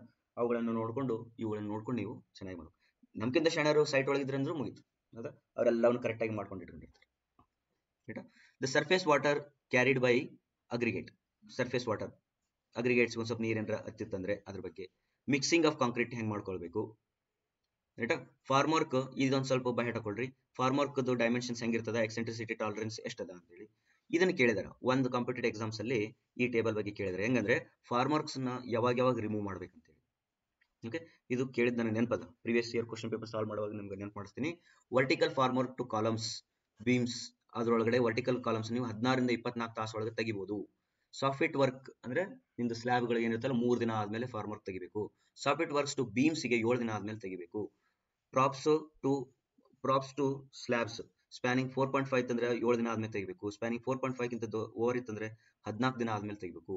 ಪ್ರಾಪ್ಸ್ ಟು ಬೀಮ್ಸ್ ಅಂಡ್ ಆರ್ಚಸ್ಗೆ ನೀವು ಫ್ರೇಮ್ ವರ್ಕ್ ಅನ್ನ 21 ದಿನ ಆದ್ಮೇಲೆ ತೆಗಿಬೇಕು, 14 ದಿನ ಆದ್ಮೇಲೆ ತೆಗಿಬೇಕು. ಇವು ಡೇಟ್ಸ್ ಯಾವಾಗ ಫಾರ್ಮರ್ಕ್ ಅನ್ನ ತೆಗಿಬೇಕು ಅನ್ನೋದು ಕೂಡ very very important. Assembly of reinforcement ಅನ್ನ ಹೆಂಗ ಅಸೆಂಬ್ಲಿ ಮಾಡ್ಕೊಂತೋಗ್ಬೇಕು. ಪ್ಲೇಸಿಂಗ್ ಆಫ್ ರಿನ್ಫೋರ್ಸ್ಮೆಂಟ್ ಪ್ಲೇಸ್ ಮಾಡಬೇಕಾದಾಗ ಟಾಲರೆನ್ಸ್ ಇರ್ತೈತಿ. ನಿಮ್ಗೆ ಆಲ್ರೆಡಿ ಇದ್ರೊಳಗಡೆ ಡಿಸೈನ್ ಮಾಡಿರ್ತೀರಿ. RCC ಡಿಸೈನ್ ಮಾಡಿದ್ಮೇಲೆ ನಿಮ್ಗೆ ಸೆಂಟರ್ ಟು ಸೆಂಟರ್, ಆಮೇಲೆ ಕವರಿಂಗು, ಅವೆಲ್ಲ ಸ್ಪೇಸಿಂಗ್ ಅವೆಲ್ಲ ಕೊಟ್ಟಿರ್ತಾರೆ, ಅದನ್ನೆಲ್ಲ ಯೂಸ್ ಮಾಡ್ಕೊಡ್ರಿ. ಟಾಲರೆನ್ಸ್ ಟು ಕವರ್ಸ್ ಎಷ್ಟು ಕೊಟ್ಟಿರ್ಬೇಕು, ಟಾಲರೆನ್ಸ್ ಎಷ್ಟು ಅದ ಅಂತೇಳಿ, ಮತ್ತೆ ಎದಕ್ಕೆ ಕೊಡಬೇಕು ಅನ್ನೋದನ್ನು ಕೂಡ ಕೊಟ್ಟರು. ಸ್ಪೇಸರ್ಸ್ ಮತ್ತು ಕವರ್ ಬ್ಲಾಕ್ಸ್ PVC ಇಂದ ಯೂಸ್ ಮಾಡಿರ್ತೀವಿ, ಎಲ್ಲ ಯೂಸ್ ಮಾಡ್ಬೇಕು. ವೆಲ್ಡೆಡ್ ಜಾಯಿಂಟ್ಸ್, ಮೆಕ್ಯಾನಿಕಲ್ ಕನೆಕ್ಷನ್ಸ್ ಅವೇನಾದ್ರು ಮಾಡಿದ್ರೆ, ಈ ಕೆಲವೊಮ್ಮೆ ಏನ್ ಮಾಡ್ತಾರೆ ತಂತಿ ಕಟ್ಟಂಗಿಲ್ಲ, ಜೆ ವೈರ್ ಅಂತ ಬರ್ತದೆ. 2 ರಾಡ್ಗಳನ್ನು ಕಟ್ಟಬೇಕಾದ್ರೆ, ಜಾಯಿಂಟ್ಸ್ ಮಾಡಬೇಕಾದ್ರೆ ಜೆ ವೈರ್ ಯೂಸ್ ಮಾಡ್ಕೊಂಡು ಕಟ್ತಾರೆ. ಬಟ್ ಕೆಲವರು ಏನ್ ಮಾಡ್ತಾರೆ, ವೆಲ್ಡ್ ಮಾಡ್ತಾರೆ, ಈಸಿ ಆಗ್ತದೆ ಅಂತೇಳಿ ವೆಲ್ಡ್ ಮಾಡ್ತಾರೆ. ಅದಕ್ಕೂ ಕೂಡ ರೂಲ್ಸ್ ಕೊಟ್ಟಿದ್ದಾರೆ. Transporting, placing, compacting and curing general ಅದ, ಅದೊಂದು ಸ್ವಲ್ಪ ಓದ್ಕೊಳ್ರಿ. Next construction joints and cold joints. Curing ಹೆಂಗ್ ಮಾಡ್ಬೇಕು, ಎದಕ್ ಮಾಡ್ಬೇಕು, ಎಷ್ಟು ಟೈಪ್ಸ್ ಅದಾವ. ಮಾಯ್ಸ್ಟ್ ಕ್ಯೂರಿಂಗ್ ಅಂದ್ರೆ IS ಕೋಡ್ ಎಷ್ಟು ಟೈಪ್ ಕ್ಯೂರಿಂಗ್ಸ್ ಸಜೆಸ್ಟ್ ಮಾಡ್ತದೆ. ಸೂಪರ್ವಿಷನ್ ಹೆಂಗ್ ಮಾಡ್ಬೇಕು ನೀವು, site supervision. It is exceedingly difficult and costly to alter concrete once placed. ಅರ್ಥ ಮಾಡ್ಕೊಳ್ರಿ, ಬಯಕತ್ತಾರ ಇವರು ಯಾರು IS ಕೋಡ್ನವ್ರು ಬೈತಿದ್ದಾರೆ. Hence the constant strict supervision of all the items of construction is necessary during the progress of work, including the proportioning and mixing of concrete. Supervision is also extremely important to check the reinforcement and its placing before being covered. Before any important operation such as concreting or stripping of a framework is started, adequate notice shall be given to the construction supervisors. Construction supervisors notice ಕೊಡ್ಬೇಕು ನೀವು, ಇಷ್ಟು ದಿನದಾಗ ಇದನ್ನ ತೆಗಿಪಾ, ಇಷ್ಟು ದಿನದಾಗ ಇದನ್ನ ತೆಗಿಪಾ ಅಂತೇಳಿ. ಸುಮ್ಮನೆ ಫೋನ್ಯಾಗ ಹೇಳುವುದ್ರಲ್ಲ ಅಂತ ಇವ್ರು ಹೇಳ್ತಾರೆ. ಅದನ್ನು ರೆಕಾರ್ಡ್ ಮಾಡಿ ಇಟ್ಕೊಡ್ರಿ. ಥರ್ಡ್ ಪಾರ್ಟಿ ಏನಾರ ಮನಿಗಿನಿ ಬಿತ್ತು ಅಂತ ತಿಳ್ಕೊಡ್ರಿ, ಯಾವ್ದೊಂದು ಬಿಲ್ಡಿಂಗ್ ಬಿದ್ದಾಗ ಏನೋ ಹಾನಿಯಾಗಿತ್ತು, ಎಷ್ಟೋ ಜನ ತೀರ್ಕೊಂಡ್ರು ಅಂದ್ರೆ ಅವಾಗ ಇದನ್ನ ಕೇಳ್ತಾರೆ, ನೀವು ಸೂಪರ್ವೈಸರ್ ನೋಟಿಸ್ ತೋರಿಸ್ರಿ ನಮಗೆ, ಯಾವ ಇವೆಲ್ಲ ನೋಟಿಸ್ ಕೊಟ್ಟಿದ್ರಾ, ಫಾರ್ಮರ್ಕ್ ತೆಗಿಯೋಕ, ಕಾಂಕ್ರೀಟಿಂಗ್ ಮಾಡಕ್ಕೆ ನೋಟಿಸ್ ಕೊಟ್ಟಿದ್ರಾ. ಕೊಟ್ಟಿಲ್ಲ ಅಂದ್ರೆ ಪೂರ್ ಕ್ವಾಲಿಟಿ ಕಾಂಕ್ರೀಟಿಂಗ್ ಆಗಿತ್ತು ಅಂತ ಪ್ರೂವ್ ಆಗ್ತದೆ. Next concrete under special conditions ಏನಾರ ಇತ್ತಂದ್ರೆ ಅವನು ಕೂಡ work in extreme weather conditions, under water conditions ಇತ್ತಂದ್ರೆ ಅವನ್ನ ಚೆನ್ನಾಗಿ ಓದ್ಕೊಡ್ರಿ. ನಿಮಗೆ ಇನ್ನೊಂದು ಹೇಳ್ತೀನಿ, ಯಾವ್ದಾದ್ರು ಒಂದು ಪರ್ಟಿಕ್ಯುಲರ್ ಲೈನ್, ಒಂದು ಪರ್ಟಿಕ್ಯುಲರ್ ಮೀನಿಂಗ್ IS ಕೋಡ್ ಅಲ್ಲಿ ತಿಳಿದಿಲ್ಲ ಅಂದ್ರೆ ನನಗೆ ಇಮಿಡಿಯೇಟ್ಲಿ ವಾಟ್ಸಪ್ ಅಲ್ಲಿ ಮೆಸೇಜ್ ಹಾಕ್ರಿ. ಇದ್ರೊಳಗಡೆ ಯೂಟ್ಯೂಬಲ್ಲಿ ನಾನು ಯೂಟ್ಯೂಬಲ್ಲಿ ಇದ್ದೀನಿ, ಯೂಟ್ಯೂಬಲ್ಲಿ ಯಾರೋ ಒಬ್ರು ಅವ್ರು ಇವ್ರು ಹೇಳ್ತಿರ್ತಾರೆ, ಅಥೆಂಟಿಕೇಟೆಡ್ ಇನ್ಫಾರ್ಮೇಶನ್ ಯಾರು ಕೊಟ್ಟರೆ ಅದನ್ನ ಒಪ್ರಿ, ಅಥವಾ ಗೂಗಲ್ ಒಳಗೆ ಡೈರೆಕ್ಟ್ ಸರ್ಚ್ ಮಾಡೋದು ಬೇಡ. ಚೆನ್ನಾಗಿ ಇದನ್ನ ಅರ್ಥ ಮಾಡ್ಕೊಂಡವರು ಇರ್ತಾರೆ, ಲಾಯರ್ಸ್ ಇರ್ತಾರೆ, ಗೊತ್ತು ಕನ್ಸ್ಟ್ರಕ್ಷನ್ ಇವು ಆಕ್ಟಿವಿಟೀಸ್ ಅಲ್ಲಿ ಆಗಿರ್ತಕ್ಕಂಥ ಪ್ರಾಬ್ಲಮ್ಸ್ಗಳನ್ನ ಹ್ಯಾಂಡಲ್ ಮಾಡಕ ಕೆಲವು ಲಾಯರ್ಸ್ ಇರ್ತಾರೆ. ಆ ಲಾಯರ್ಸ್ಗಳನ್ನ ಕೇಳಿದ್ರೆ ಗೊತ್ತಾಗ್ತದೆ ಅವ್ರು ವರ್ಡ್ ಬೈ ವರ್ಡ್ ಹೆಂಗೆ ಓದ್ತಾರೆ ಇದನ್ನ ಅಂತ, ರೈಟಾ. Next sampling and strength of design concrete mix. Sampling ಹೆಂಗೆ ಮಾಡ್ಕೋಬೇಕು ಮತ್ತು ಡಿಸೈನ್ ಕಾಂಕ್ರೀಟ್ನ ಹೆಂಗೆ ಡಿಸೈಡ್ ಮಾಡ್ಬೇಕು ಅನ್ನೋದ್ರ ಬಗ್ಗೆ ಬರೆದಿದ್ದಾರೆ. ಫ್ರೀಕ್ವೆನ್ಸಿ ಆಫ್ ಸ್ಯಾಂಪ್ಲಿಂಗ್, ಇಲ್ಲೊಂದು ನಿಮ್ಗೆ ಇನ್ನೊಂದು ಹೇಳ್ತೀನಿ, ನನಗಾಗಿದ್ದ ಎಕ್ಸ್ಪೀರಿಯನ್ಸ್ ಅನುಭವ ಹೇಳ್ತೀನಿ ನಿಮ್ಗೆ. ಅಂದ್ರೆ ಇದು ಯಾವ ರೀತಿ ನಾನೇ ಒಂದು ಥರ್ಡ್ ಪಾರ್ಟಿ ಒಳಗಡೆ ಒಂದು ರಿಪೋರ್ಟ್ ಕೊಟ್ಟಿದ್ದೆ, ಟೆಸ್ಟ್ ಸ್ಪೆಸಿಮೆನ್ಸ್ ಅದ. ನೀವು ಏನ್ ಮಾಡ್ತಾರೆ ಅಂದ್ರೆ ಕಂಪ್ರೆಸಿವ್ ಸ್ಟ್ರೆಂತ್ ಅದ, any group 4 results obtained appropriately. Next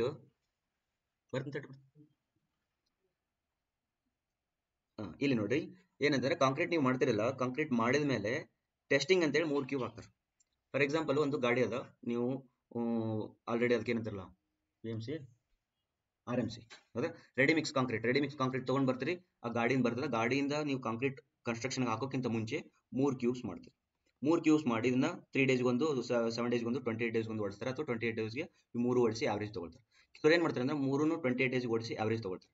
ಅದು ತಗೋಬೇಕಾದ್ರೆ ಯಾರು ಹೇಳಿದ್ರು 3 ದಿನ ಕೊಡಿಬೇಕಂತ? ಇಲ್ಲಿ ಹೇಳ್ಯಾರ, each test specimen shall be made for each sample, ಪ್ರತಿ sample for testing 28 days. Additional sample may be required for various purpose of to determine the strength of concrete 7 days and the time of striking formwork, and to determine the duration of curing, check, testing error ಇವನ್ನೆಲ್ಲ ಮಾಡಬೇಕು ಅಂತ 3 sample ತಗೋಬೇಕಂತ ಇಲ್ಲಿ ಹೇಳಿದ್ರು. ರೈಟಾ? Test results of sample. The test results of the sample shall be average of a strength specimen 3 specimens ಅಂತ. ನನಗೆ third party ಒಳಗೆ ಒಂದು ಸಿಕ್ಕಿರೋದಂದ್ರೆ ಇದು. ಏನ್ ಮಾಡಿದ್ದವ ಅಂತಂದ್ರೆ ಈ ಟೆಸ್ಟ್ ಬ್ರೇಕ್ ಮಾಡ್ಯಾನ M20 ಕಾಂಕ್ರೀಟ್ ಅಂತ ಹೇಳಿದ್ರು ಅವರು. ಇದನ್ನ ಬ್ರೇಕ್ ಮಾಡಿದಾಗ ಅವ್ರಿಗೆ ಸಿಕ್ಕದ 23 MPa. ಇದನ್ನ ಬ್ರೇಕ್ ಮಾಡಿದಾಗ ಸಿಕ್ಕದ 30 MPa. ಇದನ್ನ ಬ್ರೇಕ್ ಮಾಡಿದಾಗ ಸಿಕ್ಕದ ಅಥವಾ 32 MPa. ಇವುಗಳದ್ದು ಆವರೇಜ್ ಮಾಡ್ಯಾನ 23, 30 ಪ್ಲಸ್ 32 ಆವರೇಜ್ ಮಾಡಿದ, ಡಿವೈಡೆಡ್ ಬೈ 3 ಮಾಡ್ಕೊಂಡ್ರೆ 23 ಪ್ಲಸ್ 30 ಪ್ಲಸ್ 32 ಮಾಡಿ ಡಿವೈಡೆಡ್ ಬೈ 3 ಮಾಡಿ ಆನ್ಸರ್ ಬಂದದ 28 ಅಂತೇಳಿ.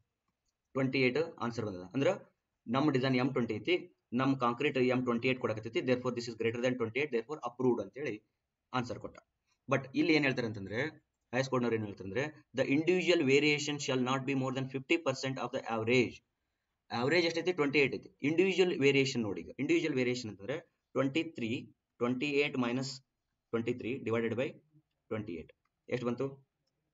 28 ಮೈನಸ್ 23 ಡಿವೈಡೆಡ್ ಬೈ 28 ಆನ್ಸರ್ ಬಂತು 17%. ಅಂದ್ರೆ this we have to avoid. ಇದಕ್ಕೆ ನಾನು ರಿಪೋರ್ಟ್ ಕೊಡಂಗಿಲ್ಲ. ಯಾಕೆ ಕೊಡಂಗಿಲ್ಲ ಅಂದ್ರೆ ಇಲ್ಲಿ individual variation with respect average ಎಷ್ಟು ಬಂದಿದೆ?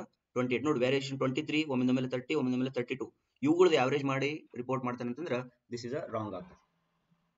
ಅರ್ಥಾಯ್ತಾ? therefore this can be avoided. Like that you have to read the IS code. ರೈಟಾ? ದೆನ್ ಅಕ್ಸೆಪ್ಟೆನ್ಸ್ ಕ್ರೈಟೀರಿಯಾ, ಯಾವ್ದನ್ನ ಅಕ್ಸೆಪ್ಟ್ ಮಾಡಬೇಕು, ಯಾವ್ದು ಅಕ್ಸೆಪ್ಟ್ ಮಾಡಬಾರ್ದು ಅನ್ನೋದನ್ನ ಇಲ್ಲಿ ಚೆನ್ನಾಗಿ ಬರೆದಿದ್ದಾರೆ. ಇವನ್ನೆಲ್ಲವನ್ನು ಓದ್ಕೊಳ್ರಿ. This table number 11 is also very important. Okay, here I will end this concrete. Thank you very much.